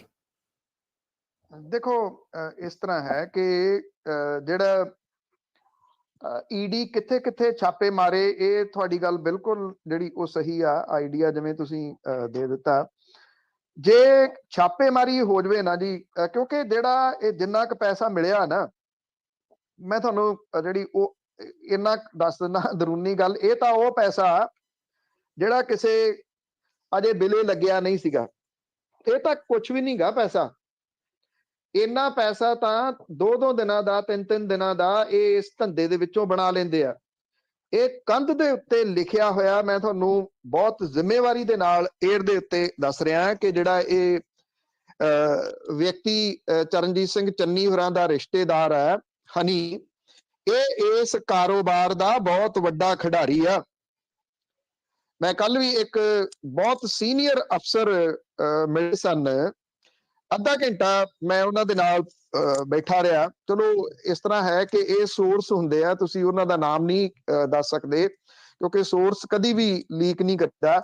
ਉਹਨਾਂ ਮੈਨੂੰ ਦੱਸਿਆ ਕਿ ਸੀਐਮ ਆਫਿਸ ਦੇ ਵਿੱਚੋਂ ਫੋਨ ਆਇਆ ਸੀਗਾ ਕਿ ਇਹਦੇ ਨਾਲ ਗੱਲ ਕੀਤੀ ਜਾਵੇ, ਇਹਦੀ ਗੱਲ ਸੁਣ ਲਈ ਜਾਵੇ। ਜਦੋਂ ਉਹ ਕਹਿੰਦੇ ਕਿ ਅਸੀਂ ਇਹ ਕਹਿਤਾ ਵੀ ਠੀਕ ਹੈ ਜੀ, ਇਹਦੇ ਜਿਹੜੀਆਂ ਪੱਟਦੀਆਂ ਨੇ ਰੇਤਾ ਮਸ਼ੀਨਾਂ, ਉਹਦੀ ਇੱਕ ਗੱਲ ਸੀ ਕਿ ਇੱਕ ਦਾ ਉਹ ਪਰਮਿਸ਼ਨ ਦੇ ਦਿਓ। ਕਹਿੰਦੇ ਵੀ ਅਸੀਂ ਇਹ ਕਹਿਤਾ ਵੀ ਹੁਣ ਸੀਐਮ ਆਫਿਸ ਦਾ ਫੋਨ ਹੈ, ਤੁਸੀਂ ਇਹਦਾ ਕਰ ਲਓ। ਔਰ ਜਿਹੜੀਆਂ ਫੜੀਆਂ ਗਈਆਂ ਸੀਗੀਆਂ ਉਹ 6 ਜਗ੍ਹਾ ਸੀਗੀਆਂ। ਉਹ ਕਹਿੰਦੇ ਅਸੀਂ ਨਹੀਂ ਹੋਣ ਦਿੱਤਾ। ਮਤਲਬ ਕਿ ਏਡੇ ਲਾਰਜ ਸਕੇਲ ਦੇ ਉੱਤੇ ਇਹ ਬੰਦਾ ਕੰਮ ਕਰ ਰਿਹਾ ਸੀਗਾ। ਜਿਹੜੇ ਇਹ ਪੈਸੇ ਇਕੱਠੇ ਕੀਤੇ ਜਾਂਦੇ ਆ, ਚਾਹੇ ਇਹ ਰੇਤਾ ਵਾਲੇ ਆ, ਚਾਹੇ ਸ਼ਰਾਬ ਦੀਆਂ ਫੈਕਟਰੀਆਂ ਨੇ, ਕੁਝ ਵੀ ਆ, ਇਹ ਬਿਲਕੁਲ ਤੁਹਾਡੀ ਗੱਲ ਠੀਕ ਆ, ਇਹ ਚੋਣ ਦੇ ਉੱਤੇ ਹੀ ਤਾਂ ਖਰਚੇ ਜਾਂਦੇ ਆ ਜੀ। ਔਰ ਇਹ ਚੋਣਾਂ ਦੇ ਵਾਸਤੇ ਇਕੱਠੇ ਕੀਤੇ ਜਾਂਦੇ ਆ। ਇਹ ਨਹੀਂਗਾ ਕਿ ਸਾਰੇ ਦੇ ਸਾਰੇ ਜਿਹੜੇ ਆ ਉਹ ਇਕੱਠੇ ਕੀਤੇ ਜਾਂਦੇ ਆ ਤੇ ਇਕੱਠੇ ਕਰਕੇ ਤੁਸੀਂ ਆਪਣੇ ਘਰ ਭਰਦੇ ਆ। ਘਰ ਤਾਂ ਭਰਦੇ ਆ, ਇਹਦੇ ਵਿੱਚ ਕੋਈ ਸ਼ੱਕ ਨਹੀਂ। ਘਰਾਂ ਦੀਆਂ ਕੰਧਾਂ ਉੱਚੀਆਂ ਕਰਦੇ ਆ, ਮਹਿਲ ਛੱਤਦੇ ਆ, ਫਿਰ ਇਹ ਵੋਟਾਂ ਵੀ ਖਰੀਦਦੇ ਜੀ। ਤੋ ਇਸ ਕਰਕੇ ਬੜਾ ਜਿਹੜਾ ਜੀ ਅਹਿਮ ਹੈ। 2 ਨੰਬਰ ਦਾ ਪੈਸਾ ਜਿਹੜਾ ਲੱਗਦਾ, ਮੈਂ ਇਸੇ ਕਰਕੇ ਕਹਿੰਦਾ ਕਿ ਜਿਹੜੀਆਂ ਰੈਲੀਆਂ ਨੇ ਉਹਨਾਂ ਦੇ ਬੰਦ ਕਰਨ ਦੇ ਵਾਸਤੇ ਮੈਂ ਬਹੁਤ ਉਹਦੇ ਹੱਕ ਦੇ ਵਿੱਚ ਹਾਂ ਜੀ, ਨਿੱਜੀ ਤੌਰ ਦੇ ਉੱਤੇ, ਕਿ ਬੰਦ ਹੋਣੀਆਂ ਚਾਹੀਦੀਆਂ ਨੇ। ਜਿੰਨੀ ਦੇਰ ਤੱਕ ਇਹ ਹੋ ਨਹੀਂ ਜਿਹੜਾ ਇਹਦੇ ਉੱਤੇ ਪੈਸਾ ਜਿਹੜਾ ਇੰਨਾ ਖਰਚ ਹੁੰਦਾ, ਇਹ ਚੋਣ ਸਸਤੀ ਨਹੀਂ ਹੁੰਦੀ, ਉਨੀ ਦੇਰ ਤੱਕ ਇਹ ਕਰਪਸ਼ਨ ਨਹੀਂ ਰੋਕੀ ਜਾ ਸਕਣੀ। ਜਿਹੜਾ ਪੈਸਾ ਲਾਊਗਾ ਉਹ ਕਰਪਸ਼ਨ ਜਿਹੜੀ ਉਹ ਕਰੂਗਾ। ਇਹ ਜਿਹੜਾ ਰੇਤਾ ਦਾ ਕਾਰੋਬਾਰ ਆ 2000 ਕਰੋੜ ਰੁਪਏ ਦਾ ਕਾਰੋਬਾਰ ਹੈ ਜੀ। ਇਹ ਛੋਟਾ ਮੋਟਾ ਕੋਈ ਕਾਰੋਬਾਰ ਨਹੀਂਗਾ। ਸਰਕਾਰ ਨੂੰ ਕਿੰਨਾ ਆਉਂਦਾ ਇਹਦੇ ਵਿੱਚੋਂ? 300 ਕਰੋੜ। ਅਕਾਲੀਆਂ ਦੇ ਵੇਲੇ ਜਿਹੜਾ ਉਹ ਕਿੰਨਾ ਆਉਂਦਾ ਹੁੰਦਾ ਹੈਗਾ? 20 ਕਰੋੜ 25 ਕਰੋੜ। ਮੁੜ ਕੇ ਇੰਨਾ ਆਉਣ, ਇਹ ਵੀ ਪੂਰਾ ਥੋੜੀ ਹੈ ਜੀ। ਇਹ ਬਹੁਤ ਵੱਡੀ ਲੁੱਟ ਪੰਜਾਬ ਦੇ ਖਜ਼ਾਨੇ ਦੀ ਇਹ ਹੋ ਰਹੀ ਆ, ਔਰ ਮਿਲ ਮਿਲਾ ਕੇ ਸਾਰਾ ਕੁਝ ਜਿਹੜਾ ਉਹ ਹੋ ਰਿਹਾ ਜੀ। ਜੀ ਸਾਡੇ ਅਗਲੇ ਕਾਲਰ ਨੇ ਸਤਨਾਮ ਸਿੰਘ ਜੀ। ਹਾਂਜੀ, ਸਤਿ ਸ਼੍ਰੀ ਅਕਾਲ ਭੈਣ ਜੀ। ਪਨੂ ਭਾਈ ਸਤਿ ਸ਼੍ਰੀ ਅਕਾਲ ਜੀ। ਸਤਿ ਸ਼੍ਰੀ ਅਕਾਲ ਜੀ। ਸਤਿ ਸ਼੍ਰੀ ਅਕਾਲ। ਹਾਂਜੀ ਪਨੂ ਜੀ, ਜਿਸ ਤਰ੍ਹਾਂ ਪਿਛਲੇ ਸਮਿਆਂ ਤੋਂ ਖਬਰਾਂ ਸੁਣਦੇ ਆ, ਜਿਹੜੀ ਸੈਂਟਰ ਆ ਉਹਨੇ ਮਤਲਬ ਦਿੱਲੀ ਦੀ ਸਰਕਾਰ ਦੇ ਸਾਰੇ ਅਧਿਕਾਰ ਆਪਣੇ ਹੱਥ 'ਚ ਲੈ ਲਿਆ ਆ। ਤੇ ਪਹਿਲੇ ਹੁਣ ਥੋੜੇ ਚਿਰ ਤੋਂ ਰੌਲਾ ਪੈ ਰਿਹਾ ਜੇ ਪ੍ਰੋਫੈਸਰ ਦਵਿੰਦਰ ਸਿੰਘ ਭੁੱਲਰ ਜੀ ਦਾ। ਉਹ ਇਹ ਕਹਿ ਰਹੇ ਵੀ ਆਪਣੇ ਸੁਪਰੀਮ ਕੋਰਟ ਨੇ ਵੀ ਉਹਨਾਂ ਨੂੰ ਰਿਲੀਜ਼ ਕਰਤਾ, ਤੇ ਆਪਣੇ ਸੈਂਟਰ ਜੇ ਇਹ ਹੈਗੇ ਮੋਦੀ ਜਾਂ ਅਮਿਤ ਸ਼ਾਹ, ਉਹਨੇ ਵੀ ਉਹਨਾਂ ਨੂੰ ਮਤਲਬ ਜਮਾਨਤ ਦੇਤੀ ਇਜਾਜ਼ਤ। ਤੇ ਉਹ ਕਹਿ ਰਹੇ ਵੀ ਜਿਹੜਾ ਕੇਜਰੀਵਾਲ, ਉਹ ਮਤਲਬ ਕੇਜਰੀਵਾਲ ਦੀ ਉਹਨਾਂ ਪਾਵਰ ਜ਼ਿਆਦਾ, ਕਿਉਂਕਿ ਹੁਣ ਜੇ ਸੈਂਟਰ ਵਾਲੇ ਆਪਣੀ ਮਰਜ਼ੀ ਨਾਲ ਸਭ ਕੁਝ ਕਰਦੇ ਤੇ ਪ੍ਰੋਫੈਸਰ ਸਾਹਿਬ ਨੂੰ ਕਿਉਂ ਨਹੀਂ ਰਿਲੀਜ਼ ਕਰ ਸਕਦੇ ਉਹਦੇ ਓਵਰਰੂਲ ਕਰਕੇ ਆਪਣੇ ਕੇਜਰੀਵਾਲ ਦੇ? ਇਹ ਦੱਸੋ ਜੀ ਮਰਜ਼ੀ। Thank you. ਦੇਖੋ ਪ੍ਰੋਫੈਸਰ ਸਾਹਿਬ ਜੇ ਔਲਾਦ ਨੇ, ਜਿਹੜਾ ਲਫ਼ਜ਼ ਸਾਰੇ ਵਰਤਿਆ ਜਾ ਰਿਹਾ ਨਾ ਕਿ ਉਹਨਾਂ ਨੂੰ ਰਿਲੀਜ਼ ਕਿਉਂ ਨਹੀਂ ਜਿਹੜਾ ਦੀ ਉਹ ਕਰ ਰਹੇ, ਉਹ ਹਸਪੀਟਲ ਦੇ ਵਿੱਚ ਨੇ ਔਰ ਉਹ ਪੈਰੋਲ ਦੇ ਉੱਤੇ ਨੇ, ਲੰਬੀ ਪੈਰੋਲ ਦੇ ਉੱਤੇ, ਜਿਹੜੀ ਮੈਡੀਕਲ ਤੌਰ ਦੇ ਉੱਤੇ ਉਹਨਾਂ ਨੂੰ, ਕਿਉਂਕਿ ਉਹਨਾਂ ਦੇ ਠੀਕ ਨਹੀਂ ਹੈਗੀ ਹਾਲਤ, ਜਿਹਦੇ ਕਰਕੇ ਇਹ ਅਦਾਲਤ ਨੇ ਸੁਪਰੀਮ ਕੋਰਟ ਦੇ ਹੁਕਮਾਂ ਦੇ ਉੱਤੇ ਜਿਹੜਾ ਉਹ ਦਿੱਤਾ ਸੀਗਾ। ਹਾਂ, ਪੱਕੀ ਰਿਹਾਈ ਦੇ ਵਾਸਤੇ ਜਿਹੜੀ ਇਹ ਫਾਈਲ ਆ ਉਹ ਚੱਲ ਰਹੀ ਹੈ, ਉਹਦੀ ਸੈਂਟਰ ਸਰਕਾਰ ਦੇ ਹੱਥ ਦੇ ਵਿੱਚ ਇਹ ਹੈਗਾ। ਪਰ ਇਹ ਵੀ ਆ ਕਿ ਜਿਹੜੇ ਸੂਬਿਆਂ ਦੇ ਨਾਲ ਰਿਲੇਟਡ ਫਾਈਲਾਂ ਨੇ, ਉਹ ਮਾਮਲੇ ਜਿਹੜੇ ਉੱਥੋਂ ਦੇ ਮੁੱਖ ਮੰਤਰੀ ਦੇ ਉੱਤੇ ਇਹ ਹੁੰਦਾ, ਜਿੱਥੇ ਮਾਮਲਾ ਹੋਵੇ, ਜਿੱਥੇ ਇਹ ਘਟਨਾ ਵਾਪਰੀ ਹੋਈ ਹੋਵੇ। ਇੱਕ ਦੂਜੀ ਗੱਲ, ਜਿਹੜੇ ਭੁੱਲਰ ਸਾਹਿਬ ਦੀ ਗੱਲ ਇਹ ਉਠਾ ਰਹੇ ਨੇ ਲੋਕ, ਇਹ ਇਕੱਲੇ ਇਹਦੇ ਵਿੱਚ ਭੁੱਲਰ ਸਾਹਿਬ ਦੀ ਰਿਹਾਈ ਦੀ ਗੱਲ ਕਿਉਂ ਕੀਤੀ ਜਾ ਰਹੀ ਹੈ? ਜਿੰਨੇ ਵੀ ਲੋਕ ਜਿਨ੍ਹਾਂ ਨੇ ਉਮਰ ਕੈਦ ਦੀਆਂ ਸਜ਼ਾਵਾਂ ਭੁਗਤ ਲੀਆਂ ਹੋਈਆਂ ਨੇ, ਉਹਨਾਂ ਸਾਰਿਆਂ ਦੀ ਗੱਲ ਕਿਉਂ ਨਹੀਂ ਕੀਤੀ ਜਾ ਰਹੀ? ਇੱਕੋ ਚੀਜ਼ ਦਾ ਕਿਉਂ ਉਹ ਇਸ਼ੂ ਬਣਾਇਆ ਹੋਇਆ? ਇਹ ਸਾਰਿਆਂ ਦੀ ਰਿਹਾਈ ਹੋਣੀ ਚਾਹੀਦੀ ਆ। ਇਹ ਹਿਊਮਨ ਰਾਈਟ ਦੇ ਨਾਲ ਜੁੜਿਆ ਹੋਇਆ ਮਾਮਲਾ ਹੈ, ਮਨੁੱਖੀ ਅਧਿਕਾਰਾਂ ਦੇ ਨਾਲ ਜੁੜਿਆ ਹੋਇਆ ਮਾਮਲਾ ਹੈ। ਹਾਂ ਇੰਨਾ ਜ਼ਰੂਰ ਹੈ ਕਿ ਜਿਹੜੀਆਂ ਸਜ਼ਾਵਾਂ ਨੇ ਉਹਦੇ ਵਿੱਚ ਤੁਹਾਨੂੰ ਟੈਕਨੀਕਲ ਕੁਝ ਚੀਜ਼ਾਂ ਜਿਹੜੀਆਂ ਉਹ ਸਾਹਮਣੇ ਰੱਖਣੀਆਂ ਪੈਣਗੀਆਂ ਕਿ ਉਹ ਸਜ਼ਾ ਜਿਹੜੀ ਆ ਉਹ ਕਿਸ ਤਰੀਕੇ ਦੀ ਦਿੱਤੀ ਹੋਈ ਆ, ਤਾਉਮਰ ਹੈ ਜਾਂ ਉਹ ਸਜ਼ਾ ਜਿਹੜੀ ਆ ਉਹ ਉਮਰ ਕੈਦ ਆ। ਜੇ ਉਮਰ ਕੈਦ ਆ ਤੇ ਉਹ 20 ਸਾਲ ਹੁੰਦੇ ਆ ਜਿਵੇਂ, ਉਸ ਤੋਂ ਬਾਅਦ ਉਹਦੀ ਰਿਹਾਈ ਹੋ ਸਕਦੀ ਆ। ਇਹਦੇ ਵਿੱਚ ਬਹੁਤ ਸਾਰੇ ਨਾਮ ਨੇ, ਇੱਕ ਨਾਮ ਥੋੜੀ ਆ, ਕਿੰਨੇ ਨਾਮ ਨੇ ਜੀ, ਅੱਧੀ ਦਰਜਨ ਦੇ ਕਰੀਬ ਤਾਂ ਸਿੱਧਮ ਸਿੱਧੇ ਨਾਮ ਨੇ। ਇਹਦੇ ਵਿੱਚ ਜਗਤਾਰ ਸਿੰਘ ਹਵਾਰਾ ਵੀ ਆਉਂਦੇ ਨੇ, ਇਹਦੇ ਵਿੱਚ ਇੱਥੇ ਪਟਿਆਲੇ ਦੀ ਜੇਲ੍ਹ ਦੇ ਵਿੱਚ ਬੰਦ ਬਲਵੰਤ ਸਿੰਘ ਰਾਜੋਆਣਾ ਵੀ ਆਉਂਦੇ ਨੇ। ਇਹਦੇ ਵਿੱਚ ਕਈ ਨਾਮ ਨੇ ਜਿਹੜੇ ਦੂਜੇ ਸੂਬਿਆਂ ਦੀਆਂ ਜੇਲ੍ਹਾਂ ਦੇ ਵਿੱਚ ਬੈਠੇ ਨੇ, ਉਹਨਾਂ ਨਾਵਾਂ ਨੂੰ ਕਿਉਂ ਨਹੀਂ ਉਭਾਰਿਆ ਜਾ ਰਿਹਾ? ਜਾਂ ਤਾਂ ਤੁਸੀਂ ਸਾਰਿਆਂ ਦੀ ਗੱਲ ਜਿਹੜੀ ਉਹ ਕਰੋ ਤਾਂ ਕਿ ਪ੍ਰੈਸ਼ਰ ਪੈ ਸਕੇ। ਇੱਕ ਨਾਮ, ਇੱਕ ਜਿਹੜਾ ਦੀ ਉਹਨੂੰ ਮੁੱਖ ਮੰਤਰੀ ਨੂੰ ਤੁਸੀਂ ਟਾਰਗੇਟ ਕਰ ਰਹੇ ਹੋ ਕਿ ਕਿਸੇ ਤਰੀਕੇ ਦੇ ਨਾਲ ਇਹਨੂੰ ਇੱਕ ਇਸ਼ੂ ਬਣਾਇਆ ਜਾ ਸਕੇ। ਇਹ ਇਲੈਕਸ਼ਨਾਂ ਨੇ, ਇਸ਼ੂ ਬਣਨਾ ਚਾਹੀਦਾ, ਮੇਰੀ ਜਾਚੇ ਬਣਨਾ ਚਾਹੀਦਾ, ਇਹ ਓਵਰਆਲ ਸਭ ਦਾ ਬਣਨਾ ਚਾਹੀਦਾ, ਕਿਉਂਕਿ ਜੇ ਹੁਣ ਨਾ ਸੁਣਵਾਈ ਹੋਈ ਤੇ ਮੁੜ ਕੇ ਇਹ ਲੰਬੀ ਪੈ ਜਾਣੀ ਆ। ਜਿਨ੍ਹਾਂ ਨੇ ਵੀ ਉਮਰ ਕੈਦ ਜੇ ਕਿਸੇ ਨੂੰ ਹੋਈ ਆ, ਜਿਨ੍ਹਾਂ ਨੂੰ ਹੋਈ ਆ, ਜੇ ਉਹ ਕੱਟ ਚੁੱਕੇ ਹੋਏ ਨੇ ਤੇ ਫਿਰ ਉਹਨਾਂ ਨੂੰ ਕਿਵੇਂ ਇੰਨੇ ਸਾਲ ਅੰਦਰ ਰੱਖਿਆ ਜਾ ਸਕਦਾ ਜੀ? ਬਿਲਕੁਲ ਨਹੀਂ ਰੱਖਿਆ ਜਾਣਾ ਚਾਹੀਦਾ। ਪਰ ਪਿਕ ਐਂਡ ਚੂਜ਼ ਨਾ ਕਰੋ। ਭੁੱਲਰ ਸਾਹਿਬ ਦੀ ਜਦੋਂ ਮਾਨਸਿਕ ਹਾਲਤ ਉਹਨਾਂ ਦੀ ਮੈਡੀਕਲ ਤੌਰ ਦੇ ਉੱਤੇ ਆਈ ਸੀ, ਇਸੇ ਹੀ ਪਲੇਟਫਾਰਮ ਦੇ ਤੋਂ ਇਹ ਗੱਲ ਨੂੰ ਬਹੁਤ ਵੱਡੇ ਪੱਧਰ ਦੇ ਉੱਤੇ ਉਭਾਰਦੇ ਰਹੇ ਆ, ਔਰ ਉਹ ਪ੍ਰੈਸ਼ਰ ਹੀ ਸੀਗਾ ਜਿਹਦੇ ਕਰਕੇ ਸੁਪਰੀਮ ਕੋਰਟ ਨੇ ਵੀ ਉਹਨਾਂ ਨੂੰ ਉਦੋਂ ਇਸ ਮਾਮਲੇ ਦੇ ਉੱਤੇ ਰਿਲੈਕਸੇਸ਼ਨ ਦਿੱਤੀ ਸੀਗੀ, ਔਰ ਉਸੇ ਕਰਕੇ ਉਹਨਾਂ ਦਾ ਇਲਾਜ ਇਸ ਵੇਲੇ ਹਸਪੀਟਲ ਦੇ ਵਿੱਚ ਹੋ ਰਿਹਾ ਹੈ। ਸੁਖੀ ਜੀ ਸਤਿ ਸ਼੍ਰੀ ਅਕਾਲ। ਹਾਂਜੀ ਸਤਿ ਸ਼੍ਰੀ ਅਕਾਲ ਜੀ ਸਾਰਿਆਂ ਨੂੰ। ਮੈਂ ਪੰਨੂ ਸਾਹਿਬ ਨੂੰ ਪੁੱਛਣਾ, ਪੰਨੂ ਸਾਹਿਬ ਹੁਣੇ ਗੱਲ ਕਰਕੇ ਹਟੀਆਂ ਥੋੜੀ ਦੇਰ ਪਹਿਲਾਂ ਕਿ ਵੀ ਉਹ ਪੈਸੇ ਇਕੱਠੇ ਕੀਤੇ ਜਾਂਦੇ ਆ ਇਲੈਕਸ਼ਨਾਂ ਵਾਸਤੇ ਐਂਡ ਐਵਰੀਥਿੰਗ। ਉਹ ਦੱਸ ਰਹੇ ਸੀਗੇ ਵੀ ਇਲੈਕਸ਼ਨਾਂ ਲੜਨੀਆਂ ਕੋਈ ਲਾਈਕ ਸਸਤਾ ਕੰਮ ਨਹੀਂ ਹੈਗਾ, ਮਤਲਬ ਵੀ ਟੇਕਸ ਲੋਟ ਆਫ ਮਨੀ। ਮੈਂ ਇੱਕ ਇੰਟਰਵਿਊ ਸੁਣ ਰਿਹਾ ਸੀਗਾ YouTube ਤੇ, ਉਹ ਹੈਗੇ ਨੇ ਆਪਣਾ ਆਮ ਆਦਮੀ ਪਾਰਟੀ ਦੇ ਕੈਂਡੀਡੇਟ ਨੇ ਮੋਹਾਲੀ ਤੋਂ, ਤੇ ਉਹ ਹੈਗੇ ਨੇ ਇੱਕ ਬਹੁਤ ਵੱਡੇ ਬਿਜ਼ਨਸਮੈਨ ਰੀਅਲ ਸਟੇਟ ਦੇ ਵਿੱਚ। ਉੱਥੇ ਮੋਹਾਲੀ ਦੇ ਵਿੱਚ ਉਹਨਾਂ ਦੇ US ਦੇ ਵਿੱਚ ਵੀ ਬਿਜ਼ਨਸ ਹੈਗਾ ਰੀਅਲ ਸਟੇਟ ਦਾ, ਕਾਫੀ ਰਿਚ ਪਰਸਨ ਹੈ। ਫਿਰ ਤਾਂ ਜਿਹੜੇ ਆਮ ਆਦਮੀ ਦਾ ਜਿਹੜਾ ਕੰਸੈਪਟ ਸੀਗਾ ਕਿ ਆਮ ਆਦਮੀ ਪਾਰਟੀ, ਇਹ ਤਾਂ ਫਿਰ ਕੰਸੈਪਟ ਰਿਹਾ ਨਹੀਂ ਬਿਲਕੁਲ ਵੀ ਆਮ ਆਦਮੀ ਪਾਰਟੀ ਦੀ ਤਾਂ ਪਾਰਟੀ ਰਹੀ ਨਹੀਂ ਬਿਲਕੁਲ ਵੀ ਫਿਰ। ਤੇ ਦੂਜੇ ਮੈਂ ਇੰਟਰਵਿਊ ਸੁਣਦਾ ਸੀਗਾ ਕੇਜਰੀਵਾਲ ਤੇ ਇਹਦੀ ਭਗਵੰਤ ਮਾਨ ਦੀ ਇਕੱਠਿਆਂ ਦੀ ਬੈਠ ਕੇ ਹੋ ਰਹੀ ਸੀਗੀ, ਤੇ ਕੇਜਰੀਵਾਲ ਕਹਿ ਰਿਹਾ ਸੀਗਾ ਜੀ ਆਹ ਦੇਖੋ ਜੀ, ਇਹ ਭਗਵੰਤ ਮਾਨ ਹੈ ਸਾਡਾ CM ਕੈਂਡੀਡੇਟ ਹੈ, ਹਾਲੇ ਵੀ ਕਿਰਾਏ ਦੇ ਮਕਾਨ 'ਚ ਰਹਿੰਦਾ, ਦੇਖੋ ਜੀ ਇਹਨੇ ਜਿਹੜਾ ਕੋਟ ਪਾਇਆ ਹੋਇਆ ਸਸਤਾ ਜਿਹਾ ਕੋਟ ਪਾਇਆ ਹੋਇਆ, ਤੇ ਤੁਸੀਂ ਜਾ ਕੇ ਚੰਨੀ ਨੂੰ ਪੁੱਛੋਗੇ ਚੰਨੀ ਨੇ ਕਿਹੜਾ ਕੋਟ ਪਾਇਆ। ਮਤਲਬ ਕਿ ਇਹ ਵੀ ਕਿਸੇ ਹੱਦ ਤੱਕ, ਕੁਝ ਹੱਦ ਤੱਕ ਮਤਲਬ ਵੀ ਉਸ ਮਤਲਬ ਰੰਗ 'ਚ ਰੰਗੇ ਜਾ ਰਹੇ ਨੇ, ਜਿਹੜੀ ਕਿ ਮਤਲਬ ਕਿ ਜਿਹੜੀਆਂ ਹੁਣ ਜਿਹੜੀਆਂ ਪਾਰਟੀਆਂ ਸੀਗੀਆਂ ਪੁਰਾਣੀਆਂ, ਕਾਂਗਰਸੀ, ਅਕਾਲੀ, BJP ਵਾਟਐਵਰ ਜੋ ਵੀ ਚੱਲਦਾ ਸੀਗਾ, ਇਹ ਵੀ ਮਤਲਬ ਉਸੇ ਚੀਜ਼ ਦੇ ਵਿੱਚ ਰੰਗੇ ਜਾ ਰਹੇ ਆ। ਇਹਦੇ ਬਾਰੇ ਦੱਸੋ ਕਿ ਵੀ ਮਤਲਬ ਕੰਸੈਪਟ ਜਿਹੜਾ ਆਮ ਆਦਮੀ ਪਾਰਟੀ ਵਾਲਾ ਸੀਗਾ ਜਦੋਂ 2017 ਚ ਕਿ ਅਸੀਂ ਇਹਨੂੰ ਟਿਕਟ ਦੇ ਦਾਂਗੇ, ਉਹਨੂੰ ਟਿਕਟ ਦੇ ਦਾਂਗੇ ਜੀ, ਅਸੀਂ ਤਾਂ ਜੀ ਜਿਹੜਾ ਪੈਂਚਰ ਲਾਉਂਦਾ ਉਹਨੂੰ ਟਿਕਟ ਦੇ ਦਾਂਗੇ, ਅਸੀਂ ਤਾਂ ਜੀ ਫਲਾਣੇ ਬੰਦੇ ਮਕੈਨਿਕ ਨੂੰ ਟਿਕਟ ਦੇ ਦਾਂਗੇ, ਉਹ ਤਾਂ ਚੀਜ਼ਾਂ ਰਹੀਆਂ ਹੀ ਨਹੀਂ ਫਿਰ ਇਹਨਾਂ ਦੇ ਕੋਲ। ਜੇ ਉਹ ਦੇਖਿਆ ਜਾਵੇ ਜਿਹੜਾ ਬੰਦਾ ਉਹ ਜਿਹੜਾ ਰੀਅਲ ਸਟੇਟ ਵਾਲਾ ਹੈਗਾ ਜਿਹੜਾ ਮੋਹਾਲੀ ਦਾ, ਜਿਹਨੂੰ ਟਿਕਟ ਦਿੱਤੀ ਹੈ ਇਹਨਾਂ ਨੇ, he is a big businessman, ਉਹ ਤਾਂ ਕਰੋੜਾਪਤੀ ਹੈ, ਉਹਨੂੰ ਟਿਕਟ ਦਿੱਤੀ ਹੈ। ਦੈਟ ਮੀਨਸ ਕਿ ਵੀ ਇਹ ਆਪ ਨਹੀਂ ਖਾ ਰਹੇ ਕਿ ਇਹ ਤਾਂ ਦੂਜਿਆਂ ਦੇ ਥਰੂ ਲਾਈਕ ਚੱਲ ਰਿਹਾ ਫਿਰ ਕੰਮ, ਮਤਲਬ Aam Aadmi party. Thank you ਜੀ, ਆ ਗਿਆ ਸਵਾਲ ਤੁਹਾਡਾ। ਹਾਂਜੀ ਜੀ, ਬਿਜ਼ਨਸਮੈਨ ਹੋਣਾ ਕੋਈ ਗੁਨਾਹ ਨਹੀਂਗਾ ਸ਼੍ਰੀਮਾਨ ਜੀ। ਬਿਜ਼ਨਸਮੈਨ ਅਮਰੀਕਾ ਦੇ ਵਿੱਚ ਜਿੱਥੇ ਤੁਸੀਂ ਗੱਲ ਕਰ ਰਹੇ ਹੋ, ਉੱਥੇ ਸਾਡੇ ਲੋਕ ਬਹੁਤ ਟੌਪ ਦੇ ਬਿਜ਼ਨਸ ਦੇ ਉੱਤੇ ਪਹੁੰਚੇ ਹੋਏ ਆ। ਤੁਸੀਂ ਹੁਣ ਕਹੋਗੇ ਕਿ ਉਹ ਬਿਜ਼ਨਸਮੈਨ ਕਿਉਂ ਨੇ? ਕੁਲਵੰਤ ਸਿੰਘ ਹੋਰਾਂ ਦੀ ਇੱਕ ਰੀਅਲ ਸਟੇਟ ਕੰਪਨੀ ਆ JLPL, ਕੋਈ 2 ਨੰਬਰ ਦਾ ਕਾਰੋਬਾਰ ਨਹੀਂਗਾ ਜੀ ਕੁਲਵੰਤ ਸਿੰਘ ਹੋਰਾਂ ਦਾ। ਉਹਨਾਂ ਦੇ ਉੱਤੇ ਕਿਸੇ ED ਨੇ ਕੋਈ ਪਰਚਾ ਨਹੀਂ ਦਰਜ ਕੀਤਾ ਹੋਇਆ ਕਿ ਉਹ ਚਿੱਟਾ ਵੇਚਿਆ। ਜੇ ਉਹ ਆਪਣੀ NK ਸ਼ਰਮਾ ਨੇ, ਅਕਾਲੀ ਦਲ ਦੇ ਜਿਹੜੇ ਖਜ਼ਾਨਚੀ ਨੇ, ਉਹ ਵੀ ਇਸੇ ਹੀ ਧੰਦੇ ਤੋਂ, ਇਸੇ ਹੀ ਕਾਰੋਬਾਰ ਤੋਂ ਬਣੇ ਹੋਏ ਆ, ਰੀਅਲ ਸਟੇਟ ਤੋਂ। ਉਹ ਵੀ ਕੋਈ ਬੇਈਮਾਨ ਵਿਅਕਤੀ ਥੋੜੀ ਨੇ NK ਸ਼ਰਮਾ ਹੋਰੀ, ਉਹਨਾਂ ਨੇ ਵੀ ਰੀਅਲ ਸਟੇਟ ਦੇ ਕਾਰੋਬਾਰ ਤੋਂ ਬਣਾਇਆ।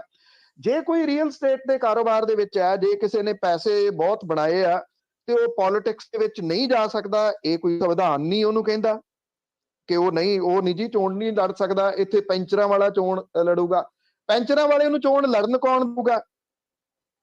ਜੇ ਕੋਈ ਕਿਸੇ ਪੈਂਚਰਾਂ ਵਾਲੇ ਨੂੰ ਕੋਈ ਪਾਰਟੀ ਦੇ ਦੇਵੇ, ਉਹਨੂੰ ਜਿਹੜੀਆਂ ਦੂਜੀਆਂ ਸਿਆਸੀ ਧਿਰਾਂ ਵਾਲੇ ਆ ਉਹਨੂੰ ਵਿਚਾਰੇ ਨੂੰ ਖੜਨ ਦੇਣਗੇ ਜੀ ਕਿਸੇ ਗਲੀ ਮਹੱਲੇ ਦੇ ਵਿੱਚ? ਤੁਸੀਂ ਸਮਝਦੇ ਹੋ ਕਿ ਪੈਂਚਰਾਂ ਵਾਲਾ ਚੋਣ ਲੜ ਸਕਦਾ? ਇੱਕ। ਦੂਜਾ, ਜੇ ਤੁਸੀਂ ਪਿਛਲੀ ਦੇਖਿਆ ਹੋਵੇ 17 ਦੀ ਗੱਲ ਤੁਸੀਂ ਕੀਤੀ, ਉਹਦੇ ਵਿੱਚ ਇੱਕ ਅਮਰਜੀਤ ਸੰਦੋਏ ਨੂੰ ਟਿਕਟ ਮਿਲੀ ਸੀਗੀ, ਉਹ ਟੈਕਸੀ ਡਰਾਈਵਰ ਸੀਗਾ।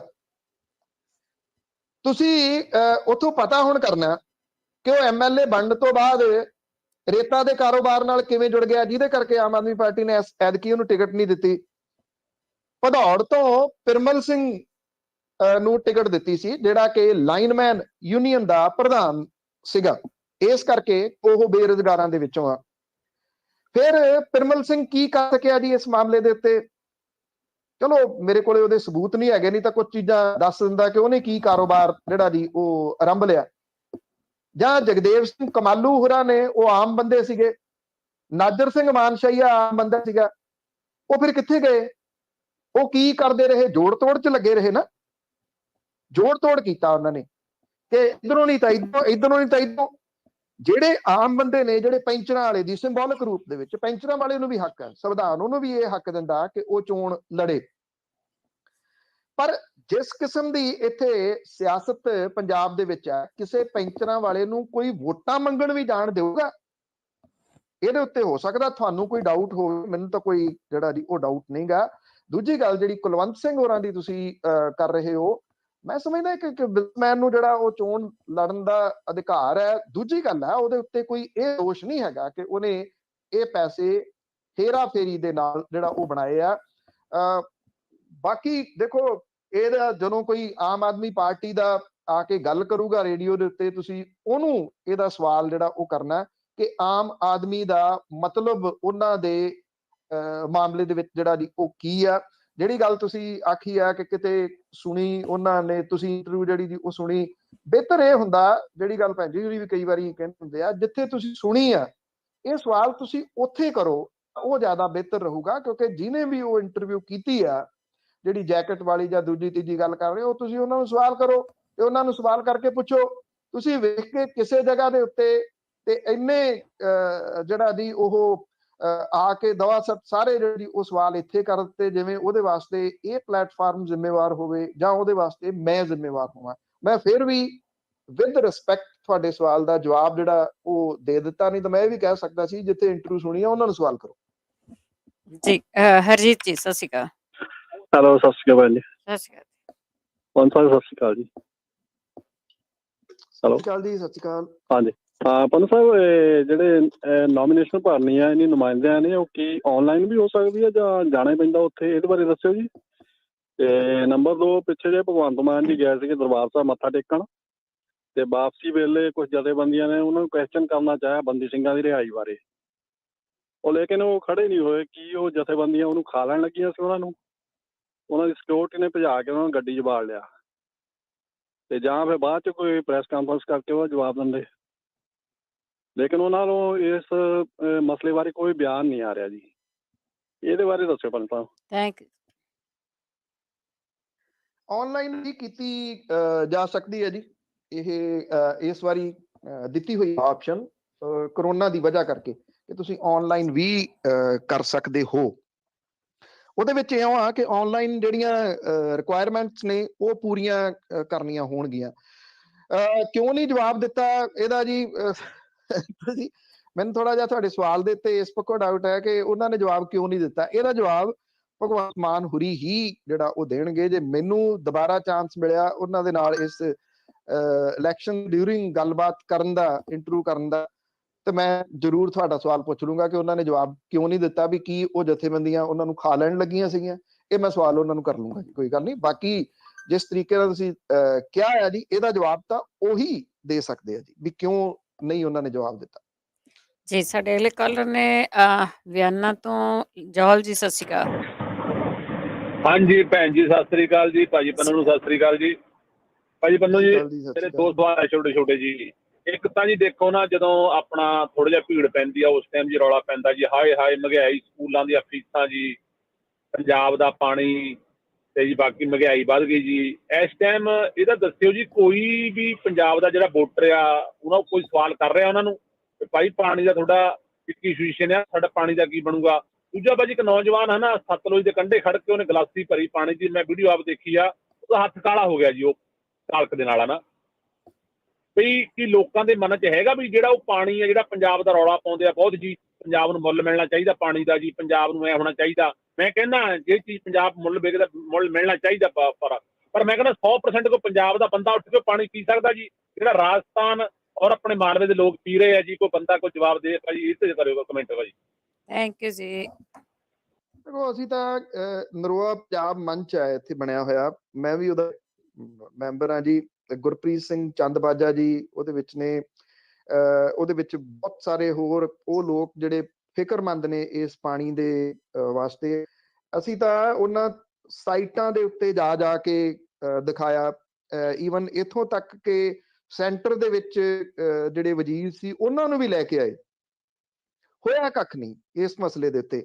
ਅੱਜ ਬਾਬਾ ਬਲਬੀਰ ਸਿੰਘ ਸੀਚੇਵਾਲ ਜੀ ਤੇ ਨਰੋਆ ਪੰਜਾਬ ਮੰਚ, ਈਵਨ ਕਾਹਨ ਸਿੰਘ ਪੰਨੂ ਹੋਰੀ, ਹੁਣ ਉਹ ਰਿਟਾਇਰਡ ਨੇ IAS ਜਿਹੜੇ, ਉਹ ਜਿੰਨੀ ਦੇਰ ਤੱਕ ਇੱਥੇ ਪੰਜਾਬ ਪੋਲਿਊਸ਼ਨ ਕੰਟਰੋਲ ਬੋਰਡ ਦੇ ਚੇਅਰਮੈਨ ਰਹੇ ਆ, ਬੜਾ ਉਹਨਾਂ ਨੇ ਕਮਾਲ ਦਾ ਕੰਮ ਕੀਤਾ। ਉਹ ਵੀ ਲੱਗੇ ਹੋਏ ਕਿ ਕਿਸੇ ਤਰੀਕੇ ਦੇ ਨਾਲ ਸਿਆਸੀ ਧਿਰਾਂ ਇਹਨੂੰ ਆਪਣੇ ਏਜੰਡੇ ਉੱਤੇ ਰੱਖਣ। ਦੇਖੋ ਫਿਕਰਮੰਦੀ ਵਾਲੀ ਗੱਲ ਇਹੀ ਆ ਇਹਦਾ। ਚਲੋ ਮੈਂ ਤਾਂ ਧੰਨਵਾਦ ਕਰਦਾ ਤੁਹਾਡਾ ਕਿ ਤੁਸੀਂ ਇਹ ਸਵਾਲ ਕਰ ਦਿੱਤਾ, ਨਹੀਂ ਤਾਂ ਜਿਹੋ ਜਿਹੇ ਸਵਾਲ ਨੇ ਉਹ ਤੁਹਾਡੇ ਸਾਹਮਣੇ ਨੇ ਜੀ। ਉਹ ਉਹੀ ਨੇ, ਉਹ ਖਾ ਚੱਲਿਆ ਸੀ, ਉਹ ਹੋ ਗਿਆ ਜੀ, ਜੈਕਟ ਕਿਉਂ ਪਾਈ ਜੀ, ਆਹ ਕਿਉਂ ਹੋਇਆ, ਉਹ ਕਿਉਂ ਹੋਇਆ। ਹੱਦ ਤੁਸੀਂ ਇਹ ਕਹਿ ਲਓ ਕਿ ਜਿਹੜਾ ਪੰਜਾਬ ਦਾ ਪਾਣੀ ਆ ਨਾ, ਜਿਹੜਾ ਧਰਤੀ ਹੇਠਲਾ, ਉਹ ਵੱਧ ਹੱਦ ਜਿਹੜਾ 8 ਤੋਂ 10 ਸਾਲ ਹੈ। ਪੰਜਾਬ ਬੰਜਰ ਬਣਨ ਵੱਲ ਨੂੰ ਬਹੁਤ ਤੇਜ਼ੀ ਦੇ ਨਾਲ ਵੱਧ ਰਿਹਾ।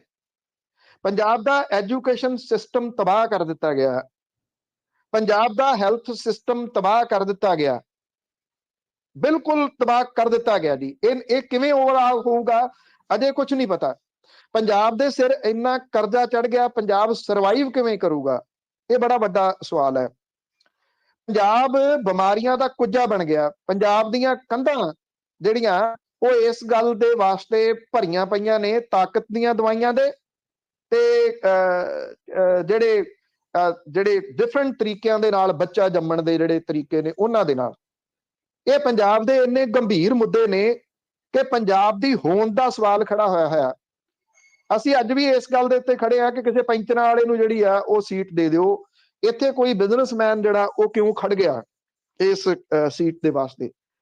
ਪੰਜਾਬ ਦਾ ਪਾਣੀ ਜਿਹੜਾ ਉਹ ਸ਼ਰੇਆਮ ਸੁੱਟਿਆ ਜਾ ਰਿਹਾ, ਗੰਦਾ ਪਾਣੀ। ਬੁੱਢੇ ਨਾਲੇ ਦਾ, ਬੁੱਢੇ ਨਾਲੇ ਵਾਲਾ ਕਿਸੇ ਟਾਈਮ ਇਹ ਸਭ ਤੋਂ ਸਾਫ਼ ਪਾਣੀ ਹੁੰਦਾ ਸੀਗਾ। ਇਹ ਨਹੀਂ ਗਾ ਕਿ ਸਤਲੁਜ ਜਿਹੜਾ ਦਰਿਆ ਆ ਉਹ ਪਿੱਛੋਂ ਗੰਦਾ ਆਉਂਦਾ, ਪਿੱਛੋਂ ਨੀਲਾ ਪਾਣੀ ਆਉਂਦਾ, ਮੁੜ ਕੇ ਇਹ ਮਿੱਟੀ ਰੰਗਾ ਹੋ ਜਾਂਦਾ ਤੇ ਫਿਰ ਇਹ ਕਾਲੇ ਰੰਗ ਦਾ ਹੋ ਜਾਂਦਾ। ਡੰਗਰ ਮਰੇ ਹੋਏ ਸੁੱਟੇ ਜਾ ਰਹੇ ਆ। ਜਿਹੜੇ ਵਾਟਰ ਟਰੀਟਮੈਂਟ ਪਲਾਂਟ ਹੈ, ਉਹ ਵੀਡੀਓ ਵੀ ਬਹੁਤ ਵਾਇਰਲ ਹੋਈ ਸੀਗੀ। ਇੱਥੇ ਜਿਹੜੇ ਚੇਅਰਮੈਨ ਨੇ ਪੰਜਾਬ ਪੋਲਿਊਸ਼ਨ ਕੰਟਰੋਲ ਬੋਰਡ ਦੇ, ਉਦੋਂ ਕਿਉਂਕਿ ਨਰੋਆ ਪੰਜਾਬ ਮੰਚ ਵੱਲੋਂ ਗਏ ਸੀ, ਮੈਂ ਉਹਨਾਂ ਨੂੰ ਇੱਕ ਸਿੰਪਲ ਸਵਾਲ ਪੁੱਛਿਆ ਸੀ ਵੀ ਇਹ ਦੱਸੋ ਕਿ ਵਾਟਰ ਟਰੀਟ ਕਰਕੇ ਪਾਣੀ ਪੀਣ ਵਾਲਾ ਹੋ ਜਾਂਦਾ? ਉਹ ਕਹਿੰਦੇ ਨਹੀਂ ਹੋ ਸਕਦਾ, ਟਰੀਟ ਕਰਕੇ ਵੀ ਪੀਣ ਵਾਲਾ ਨਹੀਂ ਹੁੰਦਾ। ਮੈਂ ਕਿਹਾ ਫਿਰ ਤੁਸੀਂ ਵਾਟਰ ਟਰੀਟਮੈਂਟ ਦਾ ਪਾਣੀ ਸਤਲੁਜ ਦਰਿਆ ਦੇ ਵਿੱਚ ਕਿਉਂ ਸੁੱਟ ਰਹੇ ਹੋ? ਸਤਲੁਜ ਦਰਿਆ ਇਸ ਵੇਲੇ ਡੈਡ ਦਰਿਆ ਹੈ, ਡੈਡ ਦਰਿਆ, ਮਰਿਆ ਹੋਇਆ ਦਰਿਆ, ਇਸ ਕਰਕੇ ਕਿ ਉਹਦੇ ਵਿੱਚ ਕੋਈ ਜੀਵ ਜੰਤੂ ਨਹੀਂ ਆ। ਬਿਆਸ ਦੇ ਵਿੱਚ ਜੀਵ ਜੰਤੂ ਹੈਗਾ ਅਜੇ, ਤੇ ਜਿਸ ਤਰੀਕੇ ਨਾਲ ਲੋਕ ਲੱਗੇ ਹੋਏ ਆ, ਇਹਨਾਂ ਨੇ ਡੈਡ ਉਹਨੂੰ ਵੀ ਕਰ ਲੈਣਾ। ਸਾਡੇ ਕੋਲੇ ਕੁਦਰਤੀ ਪਾਣੀ ਦੇ ਸਰੋਤ ਵੀ ਮੁੱਕ ਰਹੇ ਆ, ਖਤਮ ਹੋ ਰਹੇ ਆ, ਗੰਦੇ ਕਰ ਰਹੇ ਆ, ਤੇ ਧਰਤੀ ਹੇਠਲਾ ਪਾਣੀ ਵੀ ਸਾਡੇ ਕੋਲੇ ਮੁੱਕ ਰਿਹਾ। ਪਾਣੀ ਨਹੀਂ ਹੋਊਗਾ ਤੇ ਪਾਣੀ ਦੇ ਨਾਂ ਦੇ ਉੱਤੇ ਬਣੀ ਹੋਈ ਧਰਤੀ, ਪੰਜ ਆਬ, ਉਹ ਸਰਵਾਈਵ ਕਿਵੇਂ ਕਰੂਗੀ? ਇਹ ਸਭ ਤੋਂ ਗੰਭੀਰ ਜਿਹੜਾ ਉਹ ਵਿਸ਼ਾ ਹੈ। ਪਰ ਸਾਡੀ ਪੰਜਾਬੀਆਂ ਦੀ ਗੰਭੀਰਤਾ ਜਿਹੜੀ ਆ ਉਹ ਇਹਨਾਂ ਮਾਮਲਿਆਂ ਦੇ ਉੱਤੇ ਕਦੇ ਹੋਈ ਹੋਈ ਨਹੀਂ। ਸਾਡੀ ਹੂ ਪਰੇ ਦੀ ਪ੍ਰਵਿਰਤੀ ਜਿਹੜੀ ਆ ਨਾ, ਉਹ ਅੱਜ ਸਭ ਤੋਂ ਜ਼ਿਆਦਾ ਜਿਹੜੀ ਦੀ ਉਹ ਹਾਵੀ ਹੋਈ ਆ। ਇਹ ਜੇ ਮੈਂ ਸਵਾਲ ਕਰਨਾ ਹੋਵੇ ਸਿੰਪਲ ਜਿਹਾ, ਸਿੱਧਾ, ਵੱਡਾ, ਇਹ ਜਥੇਬੰਦੀਆਂ ਪਿਛਲੇ ਸਾਲਾਂ ਦੇ ਦੌਰਾਨ ਕਿੱਥੇ ਸਨ? ਪ੍ਰੋਫੈਸਰ ਸਾਹਿਬ ਤਾਂ ਕਿੰਨੇ ਸਾਲਾਂ ਤੋਂ ਜੇਲ੍ਹ ਦੇ ਵਿੱਚ ਨੇ। ਇਹਨਾਂ ਨੇ ਸਵਾਲ ਉਠਾਏ ਬੇਅਦਬੀ ਵਾਲੀਆਂ ਘਟਨਾਵਾਂ ਵਾਲੇ ਮਾਮਲੇ ਦੇ ਉੱਤੇ, ਕੀ ਹੋ ਸਕਿਆ? ਇਹਨਾਂ ਨੇ, ਕਿਸੇ ਨੇ ਸਵਾਲ ਉਠਾਏ ਜੀ ਜਥੇਬੰਦੀਆਂ ਨੇ? ਉਹ 328 ਸਰੂਪ ਕਿੱਥੇ ਗਏ? ਉਹਦੇ ਉੱਤੇ ਕਿਸੇ ਨੇ ਸਵਾਲ ਉਠਾਏ? ਜਿਹੜਾ ਇੱਥੇ 1984 ਦੇ ਵਿੱਚ ਸਾਰਾ ਸਮਾਨ ਲੈ ਗਏ ਸੀ, ਬੇਸ਼ਕੀਮਤੀ ਬੀੜਾਂ, ਗੁਰੂ ਸਾਹਿਬ ਦੇ ਜਿੱਥੇ ਸਾਈਨ ਤੱਕ ਹੋਏ ਉਹਦੇ ਉੱਤੇ, ਉਹ ਕਿੱਥੇ ਗਈਆਂ ਜਿਹੜੀਆਂ ਵਾਪਸ ਆ ਗਈਆਂ ਸੀਗੀਆਂ ਸਾਕਾ ਨੀਲਾ ਤਾਰਾ ਤੋਂ ਬਾਅਦ? ਉਹਦੇ ਵਾਸਤੇ ਇਹਨਾਂ ਚੋਂ ਕੋਈ ਬੋਲਿਆ ਜੀ? ਸਵਾਲ ਇਹ ਆ ਕਿ ਤੁਸੀਂ ਮਹਿਜ਼ ਜਿਹੜਾ ਉਹਨੂੰ ਇੱਕ ਇਸ਼ੂ, ਇੱਕ ਵਿਅਕਤੀ ਦਾ ਜਿਹੜਾ ਉਹ ਲੈ ਕੇ ਭੱਜ ਪੈਂਦੇ ਹੋ, ਕਿਉਂਕਿ ਸੋਸ਼ਲ ਮੀਡੀਆ ਨੇ ਇਹ ਸਾਰਾ ਕੁਝ ਕਰ ਦਿੱਤਾ ਹੈ ਜੀ। ਜਦੋਂ ਤੁਹਾਡੇ ਸਾਹਮਣੇ ਦੂਜੀ ਤੀਜੀ ਪੋਸਟ ਉਹ ਪੇਡ ਨੇ ਉਹੀ ਆਈ ਜਾਂਦੀ ਹੈ ਤੇ ਹਰ ਬੰਦਾ ਇਹ ਸੋਚਦਾ ਅੱਛਾ, ਬਾਕੀ ਸਾਰੀਆਂ ਕੁਝ ਜਿਹੜਾ ਜੀ ਉਹ ਭੁੱਲ ਭੁਲਾ ਕੇ ਉਸ ਚੀਜ਼ ਦੇ ਪਿੱਛੇ ਜਿਹੜਾ ਉਹ ਲੱਗ ਜਾਂਦਾ ਕਿ ਇਹ ਜਥੇਬੰਦੀਆਂ ਖਾ ਚੱਲੀਆਂ ਸੀ। ਇਹਨਾਂ ਜਥੇਬੰਦੀਆਂ ਨੂੰ ਕੋਈ SGPC ਖਾ ਚੱਲੀ ਸੀ ਕਿ ਜੇ ਇਹ ਪੁੱਛ ਲੈਣ ਜਾ ਕੇ ਵੀ ਉਹ ਸਮਾਨ ਕਿੱਥੇ ਗਿਆ ਜਿਹੜਾ 1984 ਦੇ ਵਿੱਚ ਫੌਜ ਲੈ ਗਈ ਸੀ ਤੇ ਉਹ ਰਿਸੀਵ ਹੋ ਚੁੱਕਿਆ ਹੋਇਆ, ਉਹ ਕਿੱਥੇ ਹੈ? 328 ਸਰੂਪ ਜਿਹੜੇ ਉਹ ਕਿੱਥੇ ਨੇ? ਤੁਹਾਡੇ ਦਿੱਲੀ ਸਿੱਖ ਗੁਰਦੁਆਰਾ ਮੈਨੇਜਮੈਂਟ ਕਮੇਟੀ ਦੇ ਉੱਤੇ ਆ ਕੇ ਸਿਰਸਾ ਹੋਰੀ ਉਧਰ ਚਲੇ ਗਏ ਨਾ, ਅਸਿੱਧੇ ਰੂਪ ਚ ਨਹੀਂ ਸਿੱਧੇ ਰੂਪ ਦੇ ਵਿੱਚ ਉੱਥੇ ਜਿਹੜੇ ਆ ਕੇ ਕਾਬਜ ਹੋ ਗਏ ਹੋਏ ਆ ਉਹ BJP ਆ ਤੇ ਅਗਲਾ ਨਿਸ਼ਾਨਾ ਉਹਨਾਂ ਦਾ SGPC ਆ। ਬਸ ਤੁਹਾਡੀਆਂ ਇਹਨਾਂ ਗੱਲਾਂ ਨੇ ਉੱਥੇ ਹੀ ਕਬਜ਼ੇ ਜਿਹੜੇ ਆ ਉਹ ਕਰਵਾ ਦੇਣੇ ਆ। ਇਹ ਹੋਏ ਲਓ, ਨੋਟ ਰੱਖਣਾ ਜੀ। ਗੁਰਨਾਮ ਸਿੰਘ ਜੀ। ਹੈਲੋ, ਸਤਿ ਸਤਿ ਸ਼੍ਰੀ ਅਕਾਲ ਜੀ ਭੈਣ ਜੀ। ਸਤਿ ਸ਼੍ਰੀ ਅਕਾਲ। ਹਾਂ ਪੁੰਨੂ ਸਾਹਿਬ ਸਤਿ ਸ਼੍ਰੀ ਅਕਾਲ। ਸਤਿ ਸ਼੍ਰੀ ਅਕਾਲ ਜੀ। ਹਾਂਜੀ ਪੁੰਨੂ ਸਾਹਿਬ, ਤੁਹਾਡੀ ਦਾ ਜਦੋਂ ਸਾਡੀ ਗੱਲ ਕੋ ਮਨ ਦੇ ਵਿੱਚ ਹੁੰਦੀ ਆ ਉਦੋਂ ਸਾਨੂੰ ਮੈਡੀਸਨ ਨਾਲ ਹੀ ਮਿਲ ਜਾਂਦਾ ਤੇ ਤੁਹਾਡੀ ਤਾਂ ਅਸੀਂ ਫੇਸਬੁੱਕ ਤੇ ਆਪਣੇ YouTube ਦੇ ਵਿੱਚ ਫਲੋਦੇ ਰਹੇ ਤੇ ਪੁੰਨੂ ਸਾਹਿਬ ਦੀ ਕਦੋਂ ਸਟੇਟਮੈਂਟ ਆਵੇ ਤਾਂ ਸੁਣੀਏ ਅਸੀਂ। ਅੱਜ ਮੈਂ ਤੁਹਾਡੀ ਇੰਟਰਵਿਊ ਸੁਣੀ ਸੀਗੀ ਆਪਣੇ ਉਹ ਡੇਰੇ ਦਾ ਮੁਖੀ ਜਾਂ ਮੇਰਾ ਖਿਆਲ ਗਰੁੱਪ ਦਾ ਸੀਗਾ, ਕੋਈ ਡਾਕਟਰ ਮੋਹਿਤ ਸੀਗਾ ਨਾ ਜੀ ਜੀ। ਉਹਦੇ ਕੁਐਸਚਨ ਤਾਂ ਬਹੁਤ ਜ਼ਬਰਦਸਤ ਉਹਨਾਂ ਦੇ ਨਾਲ ਕੀਤੇ, ਉਹਨਾਂ ਨੇ ਜਵਾਬ ਵੀ ਵਧੀਆ ਦਿੱਤੇ, ਪਰ ਉਹਦੇ ਵਿੱਚ ਤੁਹਾਡੀ ਕੀ ਟਿੱਪਣੀ ਆ ਵੀ ਮਤਲਬ ਤੁਹਾਨੂੰ ਕੀ ਲੱਗਦਾ ਕਿ ਉਹ ਬੰਦਾ ਸੱਚ ਬੋਲਦਾ ਸੀ ਜਾਂ ਕਿੱਦਾਂ? ਮੈਂ ਬਸ ਇਹੀ ਪੁੱਛਣਾ, ਬਾਕੀ ਦਾ ਕੁਐਸਚਨ ਤੁਸੀਂ ਜਵਾਬ ਦੇ ਦਿੱਤੇ। ਜਿਹੜੀ ਮੇਰਾ ਥੋੜਾ ਜਿਹਾ ਮੈਨੂੰ ਬਿਮਾਰੀ ਸੀ ਮਾੜੀ ਜੀ, ਉਹਦਾ ਇਲਾਜ ਤੁਸੀਂ ਦੱਸ ਹੀ ਦਿੱਤਾ ਵੀ ਜੋ ਆਪਣੇ ਮਾਨ ਸਾਹਿਬ ਜੋ ਦਰਬਾਰ ਸਾਹਿਬ ਗਏ ਆ ਉਹ ਵੀ ਮੇਰੇ ਮਨ ਦੇ ਵਿੱਚ ਸੀ, ਉਹਦਾ ਤੁਸੀਂ ਜਵਾਬ ਦੇ ਵੀ ਦਿੱਤਾ ਵੀ ਇੱਕ ਹੀ ਕੁਐਸਚਨ ਕਰ ਰਿਹਾ ਕਿ ਉਹ ਸਾਈਨ ਕਿਉਂ ਨਹੀਂ ਕਰ ਰਿਹਾ, ਉਹਦਾ ਜਵਾਬ ਵੀ ਤੁਸੀਂ ਬੜੇ ਵਧੀਆ ਨਾਲ ਦੇਤਾ ਵੀ ਹੋਰ ਕੁਐਸਚਨ ਕਿਉਂ ਨਹੀਂ ਪੁੱਛਦੇ। Thank you. ਦੇਖੋ ਜਿਹੜਾ ਉਹ ਗਰੁੱਪ ਹੈ ਇਹ ਉੱਥੇ ਦੋ ਧੜੇ ਬਣੇ ਹੋਏ ਆ ਅੰਦਰ ਡੇਰੇ ਦੇ। ਇੱਕ ਤਾਂ ਧੜਾ ਹੈਗਾ ਜਿਹੜਾ ਹਨੀਪ੍ਰੀਤ ਵਾਲਾ, ਇਹ ਉਹਦੇ ਵਿਰੋਧੀ ਧੜਾ ਹੈ।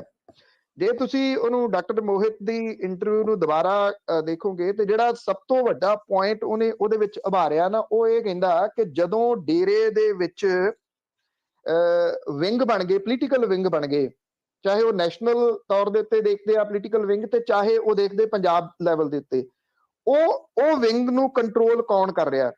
ਉਹ ਇਹ ਕਹਿੰਦਾ ਕਿ ਇਹ ਪੰਜਾਬ ਦੇ ਸਿਰ ਪਾਈ ਗਈ ਲੜਾਈ ਆ। ਉਹਦੇ ਵਿੱਚ ਉਹ ਇਹ ਵੀ ਕਹਿੰਦਾ ਕਿ ਬਠਿੰਡੇ ਦੇ ਵਿੱਚ ਜਦੋਂ ਸਿੱਖਾਂ ਦੇ ਉੱਤੇ ਹਮਲਾ ਕੀਤਾ ਗਿਆ ਜਦੋਂ 8 ਦੇ ਵਿੱਚ, ਉਦੋਂ ਉਹ ਡਾਂਗਾ ਤੱਕ ਡੇਰੇ ਦੇ ਇਸ ਪੋਲੀਟੀਕਲ ਵਿੰਗ ਦੇ ਬੰਦਿਆਂ ਦੇ ਵੱਲੋਂ ਪ੍ਰੋਵਾਈਡ ਕੀਤੀਆਂ ਗਈਆਂ ਔਰ ਇਹ ਦੋਨਾਂ ਕਨਫਲਿਕਟ ਪੈਦਾ ਕੀਤਾ ਗਿਆ ਸਿੱਖਾਂ ਤੇ ਡੇਰਾ ਪ੍ਰੇਮੀਆਂ ਦੇ ਵਿਚਾਲੇ।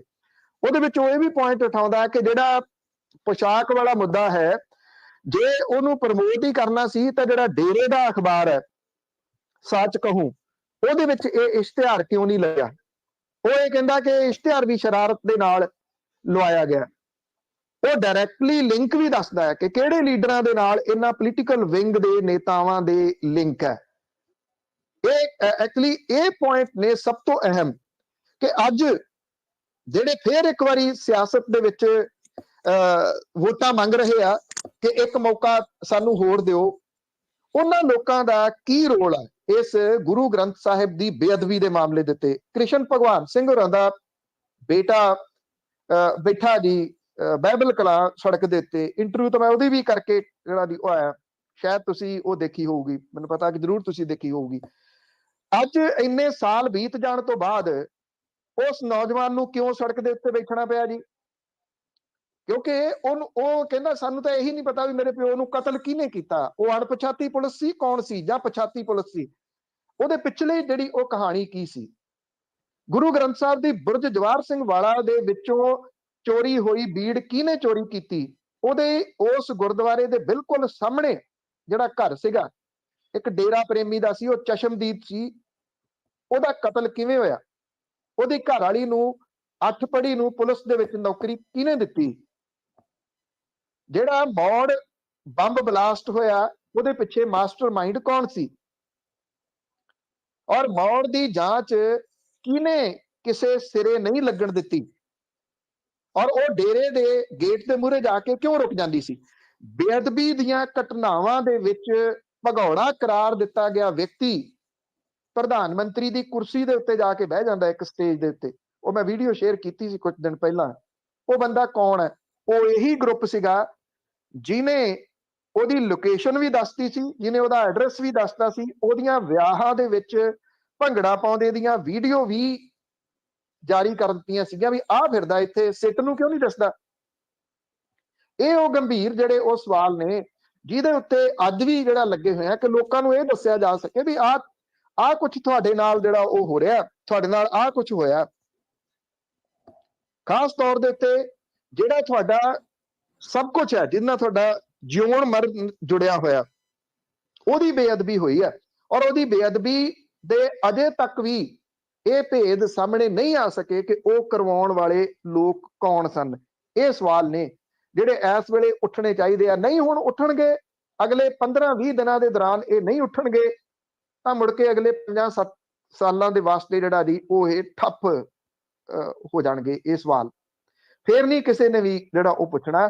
ਇਸੇ ਕਰਕੇ ਅੱਜ ਕਿਤੇ ਸ਼ੱਕ ਜਿਹੜਾ ਪੈਂਦਾ ਹੁੰਦਾ ਕਿ ਕਿਤੇ ਇਹਨਾਂ ਸਵਾਲਾਂ ਨੂੰ ਦੱਬਣ ਦੇ ਵਾਸਤੇ, ਚਿੱਟੇ ਦੇ ਸਵਾਲਾਂ ਨੂੰ ਦੱਬਣ ਦੇ ਵਾਸਤੇ, ਗੁਰੂ ਗ੍ਰੰਥ ਸਾਹਿਬ ਦੀ ਬੇਅਦਬੀ ਜਿਹੜੀ ਆ ਉਹਨੂੰ ਦੱਬਣ ਦੇ ਵਾਸਤੇ ਕੁਝ ਹੋਰ ਸਵਾਲ ਤਾਂ ਨਹੀਂ ਉਭਾਰੇ ਜਾ ਰਹੇ। ਜੀ ਅਗਲੇ ਕਾਲਰ ਨੇ ਸਰਬਜੀਤ ਸਿੰਘ। ਹਾਂਜੀ ਭੈਣ ਜੀ, ਸਤਿ ਸ੍ਰੀ ਅਕਾਲ ਜੀ। ਪੰਨੂ ਸਾਹਿਬ ਸਤਿ ਸ੍ਰੀ ਅਕਾਲ ਜੀ। ਸਤਿ ਸ਼੍ਰੀ ਅਕਾਲ। ਸਤਿ ਸ਼੍ਰੀ ਅਕਾਲ ਜੀ। ਸਤਿ ਸ਼੍ਰੀ ਅਕਾਲ। ਪੰਨੂ ਸਾਹਿਬ ਦਾ ਬਹੁਤ ਬਹੁਤ ਧੰਨਵਾਦ ਜੀ। ਜਿਹੜਾ ਸਵਾਲ ਮੇਰਾ ਇਹੋ ਸੀਗਾ ਜੀ ਵੀ ਮੈਂ ਇੰਟਰਵਿਊ ਸੁਣੀ ਸੀ ਪੰਨੂ ਸਾਹਿਬ ਦੀ ਸੁਖਰਾਜ ਸਿੰਘ ਦੇ ਨਾਲ, ਉੱਥੇ ਬੈਠਾ ਵਿਚਾਰਾ ਸੜਕ ਤੇ ਮੈਂ ਇਹੋ ਪੁੱਛਣਾ ਸੀ। ਉਹ ਤਾਂ ਹੁਣ ਪੰਨੂ ਸਾਹਿਬ ਨੇ ਉਹਦਾ ਡਿਟੇਲ 'ਚ ਦੱਸ ਦਿੱਤਾ ਜੀ ਵੀ ਉਹਦਾ ਕਦੀ ਇਨਸਾਫ ਮਿਲੂਗਾ ਜੀ। ਇਹਦੇ 86 ਦਾ ਤਾਂ ਮਿਲਿਆ ਨਹੀਂ। ਬਸ ਇਹੋ ਹੀ ਸਵਾਲ ਸੀ। ਤੁਹਾਡਾ ਬਹੁਤ ਬਹੁਤ ਧੰਨਵਾਦ ਪੰਨੂ ਸਾਹਿਬ। ਥੈਂਕ ਯੂ ਜੀ। ਥੈਂਕ ਯੂ ਜੀ। Thank you. ਹਾਂਜੀ ਸਾਡੇ ਅਖੀਰਲੇ ਕਾਲਰ ਨੇ ਸੁਰਿੰਦਰ ਸਿੰਘ ਸ਼ੇਰਗਿੱਲ। ਹਾਂਜੀ ਭੈਣ ਜੀ ਤੇ ਪੰਨੂ ਸਾਹਿਬ ਤੇ USA ਸਾਰੇ ਟੱਬਰ ਨੂੰ ਸਤਿ ਸ੍ਰੀ ਅਕਾਲ ਜੀ। ਸਤਿ ਸ਼੍ਰੀ ਅਕਾਲ। ਸਤਿ ਸ਼੍ਰੀ ਅਕਾਲ ਜੀ। ਸਤਿ ਸ਼੍ਰੀ ਅਕਾਲ। ਹਾਂਜੀ ਪੰਨੂ ਸਾਹਿਬ, ਇੱਕ ਤਾਂ ਜਿਹੜਾ ਉਹ ਮਹੇਸ਼ਿੰਦਰ ਸੋਹਾ ਕੀ ਉਹ ਖੁੱਡੀਆਂ ਦੀ ਅੰਦਰੋਂ ਅੰਦਰੀ ਮਦਦ ਕਰੂਗਾ ਕਿ ਨਹੀਂ ਕਰੂਗਾ? ਤੇ ਦੂਜਾ ਜਿਹੜਾ ਇਹ ਬਾਦਲ ਸਾਹਿਬ ਨੇ ਕਰੋਨੇ ਦਾ ਕੀਤਾ, ਇਹ ਸੱਚੀ ਮੁੱਚੀ ਹੈ ਕਿ ਉਹ ਤਰੀਕ ਕਰਕੇ ਵੀ ਹੋ ਸਕਦਾ ਜੀ ਏਦਾਂ ਹੋ ਗਿਆ ਹੋਵੇ? ਇਹ ਦੋ ਹੀ ਗੱਲਾਂ ਜੀ। ਥੈਂਕ ਯੂ ਜੀ। ਦੇਖੋ ਜਿਹੜੀ ਤਾਂ ਕਰੋਨੇ ਵਾਲੀ ਗੱਲ ਆ, ਇਹ ਕਿਹਾ ਜਾ ਰਿਹਾ ਕਿ ਅੰਦਰ ਖਾਤੇ ਪਰਿਵਾਰ 'ਚ ਬੜਾ ਕੁਝ ਚੱਲ ਰਿਹਾ। ਇਸੇ ਕਰਕੇ ਜੇ ਇੰਨੇ ਕੌਨਫੀਡੈਂਟ ਦੇ ਵਿੱਚ ਹੋਣ ਤੇ ਹੁਣ ਨੂੰ ਐਲਾਨ ਦੇਣ ਜਿਹਨੇ ਵੀ ਲੜਨੀ ਹੈ ਸੀਟ ਵੀ ਸਾਡਾ ਕੈਂਡੀਡੇਟ ਆ ਹੋਊਗਾ। ਖੁੱਡੀਆਂ ਸਾਹਿਬ ਨੇ ਡਰਾਏ ਤਾਂ ਹੋਏ ਆ ਜੀ, ਇਹ ਗੱਲ ਮੰਨਣ ਵਾਲੀ ਹੈ। ਮੈਂ ਖੁਦ ਉਸ ਸਾਰੇ ਏਰੀਏ ਦੇ ਵਿੱਚ ਇਸ ਵੀਕਐਂਡ ਦੇ ਉੱਤੇ ਗੱਲਬਾਤ ਲੋਕਾਂ ਦੇ ਨਾਲ ਜਾ ਕੇ ਜਿਹੜੀ ਉਹ ਕੀਤੀ ਹੈ ਤੇ ਉੱਥੇ ਇਹ ਦੇਖਿਆ ਵੀ ਹੈ ਕਿ ਲੋਕਾਂ ਦੀ ਨਬਜ਼ ਜਿਹੜੀ ਉਹ ਕੀ ਹੈ। ਲੋਕਾਂ ਦੀ ਨਬਜ਼ ਇਸ ਵਾਰੀ ਹੋਰ ਪਾਸੇ ਆ। ਮੈਂ ਨਹੀਂ ਇਹ ਕਹਿੰਦਾ ਕਿ ਖੁੱਡੀਆਂ ਸਾਹਿਬ ਸੀਟ ਜਿੱਤ ਰਹੇ ਆ ਅਜੇ, ਪਰ ਖੁੱਡੀਆਂ ਸਾਹਿਬ ਜਿੱਤਣ ਵੱਲ ਨੂੰ ਵੱਧ ਵੀ ਰਹੇ ਆ, ਇਹ ਵੀ ਕਿਹਾ ਜਾ ਸਕਦਾ ਹੈ। ਇਸੇ ਕਰਕੇ ਬਾਦਲ ਪਰਿਵਾਰ ਦੋ ਚਿੱਤੀ ਦੇ ਵਿੱਚ ਆ ਕੇ ਕੀ ਕੀਤਾ ਜਾਵੇ ਇਸ ਮਾਮਲੇ ਦੇ ਉੱਤੇ, ਕਿਹਨੂੰ ਸਾਹਮਣੇ ਲਿਆਂਦਾ ਜਾਵੇ। ਜੇ ਪ੍ਰਕਾਸ਼ ਸਿੰਘ ਬਾਦਲ ਹੋਰੀ ਆਉਂਦੇ ਆ ਤੇ ਫਿਰ ਉਹ ਸਭ ਤੋਂ ਵੱਡੀ ਉਮਰ ਦੇ ਚੋਣ ਲੜਨ ਵਾਲੇ ਵਿਅਕਤੀ ਹੋਣਗੇ। ਜੇ ਉਹ ਨਹੀਂ ਆਉਂਦੇ ਤੇ ਫਿਰ ਕੌਣ ਆਊਗਾ ਬਾਦਲ ਪਰਿਵਾਰ ਦੇ ਵਿੱਚੋਂ? ਇਹ ਦੂਜਾ ਜਿਹੜਾ ਸਵਾਲ ਤੁਸੀਂ ਪੁੱਛਿਆ ਕਿ ਮਹੇਸ਼ਿੰਦਰ ਸਿੰਘ ਹੁਰੀ ਖੁੱਡੀਆਂ ਸਾਹਿਬ ਦੀ ਮਦਦ ਕਰਨਗੇ, ਦੇਖੋ ਇਹ ਨਹੀਂ ਕਿਹਾ ਜਾ ਸਕਦਾ ਅਜੇ, ਪਰ ਐਤਕੀ ਮਹੇਸ਼ਿੰਦਰ ਸਿੰਘ ਹੋਰਾਂ ਨੇ ਅਪਲਾਈ ਨਹੀਂ ਕੀਤਾ ਕਾਂਗਰਸ ਦੇ ਵੱਲੋਂ ਲੜਨ ਦੇ ਵਾਸਤੇ। ਜਿੰਨੀ ਮਦਦ ਮਹੇਸ਼ਿੰਦਰ ਸਿੰਘ ਹੋਰਾਂ ਦੀ ਕਮਿਟਮੈਂਟ ਦੇ ਨਾਲ ਖੁੱਡੀਆਂ ਸਾਹਿਬ ਨੇ ਕੀਤੀ ਹੈ। ਐਥਿਕਸ ਤਾਂ ਇਹ ਕਹਿੰਦੇ ਆ ਕਿ ਮਹੇਸ਼ਿੰਦਰ ਸਿੰਘ ਹੁਰੀ ਇਸ ਵਾਰੀ ਫਿਰ ਖੁੱਡੀਆਂ ਸਾਹਿਬ ਦੀ ਮਦਦ ਕਰਨ। ਹੁਣ ਉਹਨਾਂ ਐਥਿਕਸ ਨੂੰ ਮਹੇਸ਼ਿੰਦਰ ਸਿੰਘ ਹੁਰੀ ਮੰਨਦੇ ਆ ਜਾਂ ਨਹੀਂ, ਕਿਉਂਕਿ ਉਹ ਹੈ ਤਾਂ ਬਾਦਲ ਪਰਿਵਾਰ ਦੇ ਵਿੱਚੋਂ ਨੇ। ਕੀ ਬਾਦਲ ਪਰਿਵਾਰ ਉਹਨਾਂ ਨੂੰ ਮਨਾ ਲੂਗਾ? ਜੇ ਮਨਾ ਲੂਗਾ ਤੇ ਫਿਰ ਹੋ ਸਕਦਾ ਕਿ ਉਹ ਮਦਦ ਨਾ ਕਰਨ। ਇਹ ਬੜਾ ਅਹਿਮ ਸਵਾਲ ਹੈ। ਤੁਸੀਂ ਕੁਝ ਸੈਕਿੰਡ ਦੇ ਵਿੱਚ ਕਰ ਦਿੱਤਾ, ਪਰ ਮੇਰੇ ਚਾਚੇ ਮਾਲਵੇ ਦੀ ਸਿਆਸਤ ਦੇ ਵਿਚਲਾ ਇਸ ਵੇਲੇ ਸਭ ਤੋਂ ਵੱਡਾ ਸਵਾਲ ਇਹੀ ਹੈ ਜੀ। ਬਹੁਤ ਬਹੁਤ ਧੰਨਵਾਦ ਬਲਤੇਜ ਪੰਨੂ। ਮਿਹਰਬਾਨੀ ਜੀ, ਧੰਨਵਾਦ ਜੀ। ਸਤਿ ਸ਼੍ਰੀ ਅਕਾਲ। ਸਤਿ ਸ਼੍ਰੀ ਅਕਾਲ ਜੀ। ਤੇ ਸਰੋਤੇ ਸਨ ਬਲਤੇਜ ਪੰਨੂ ਜੀ। ਇਸੇ ਦੇ ਨਾਲ ਸਾਡਾ ਅੱਜ ਖਬਰਾਂ ਦਾ ਬੁਲਟਨ ਇੱਥੇ ਸਮਾਪਤ। ਬਲਵਿੰਦਰ ਕੌਰ ਵੱਲੋਂ ਆਪ ਸਭ ਨੂੰ ਹੀ ਸਤਿ ਸ਼੍ਰੀ ਅਕਾਲ।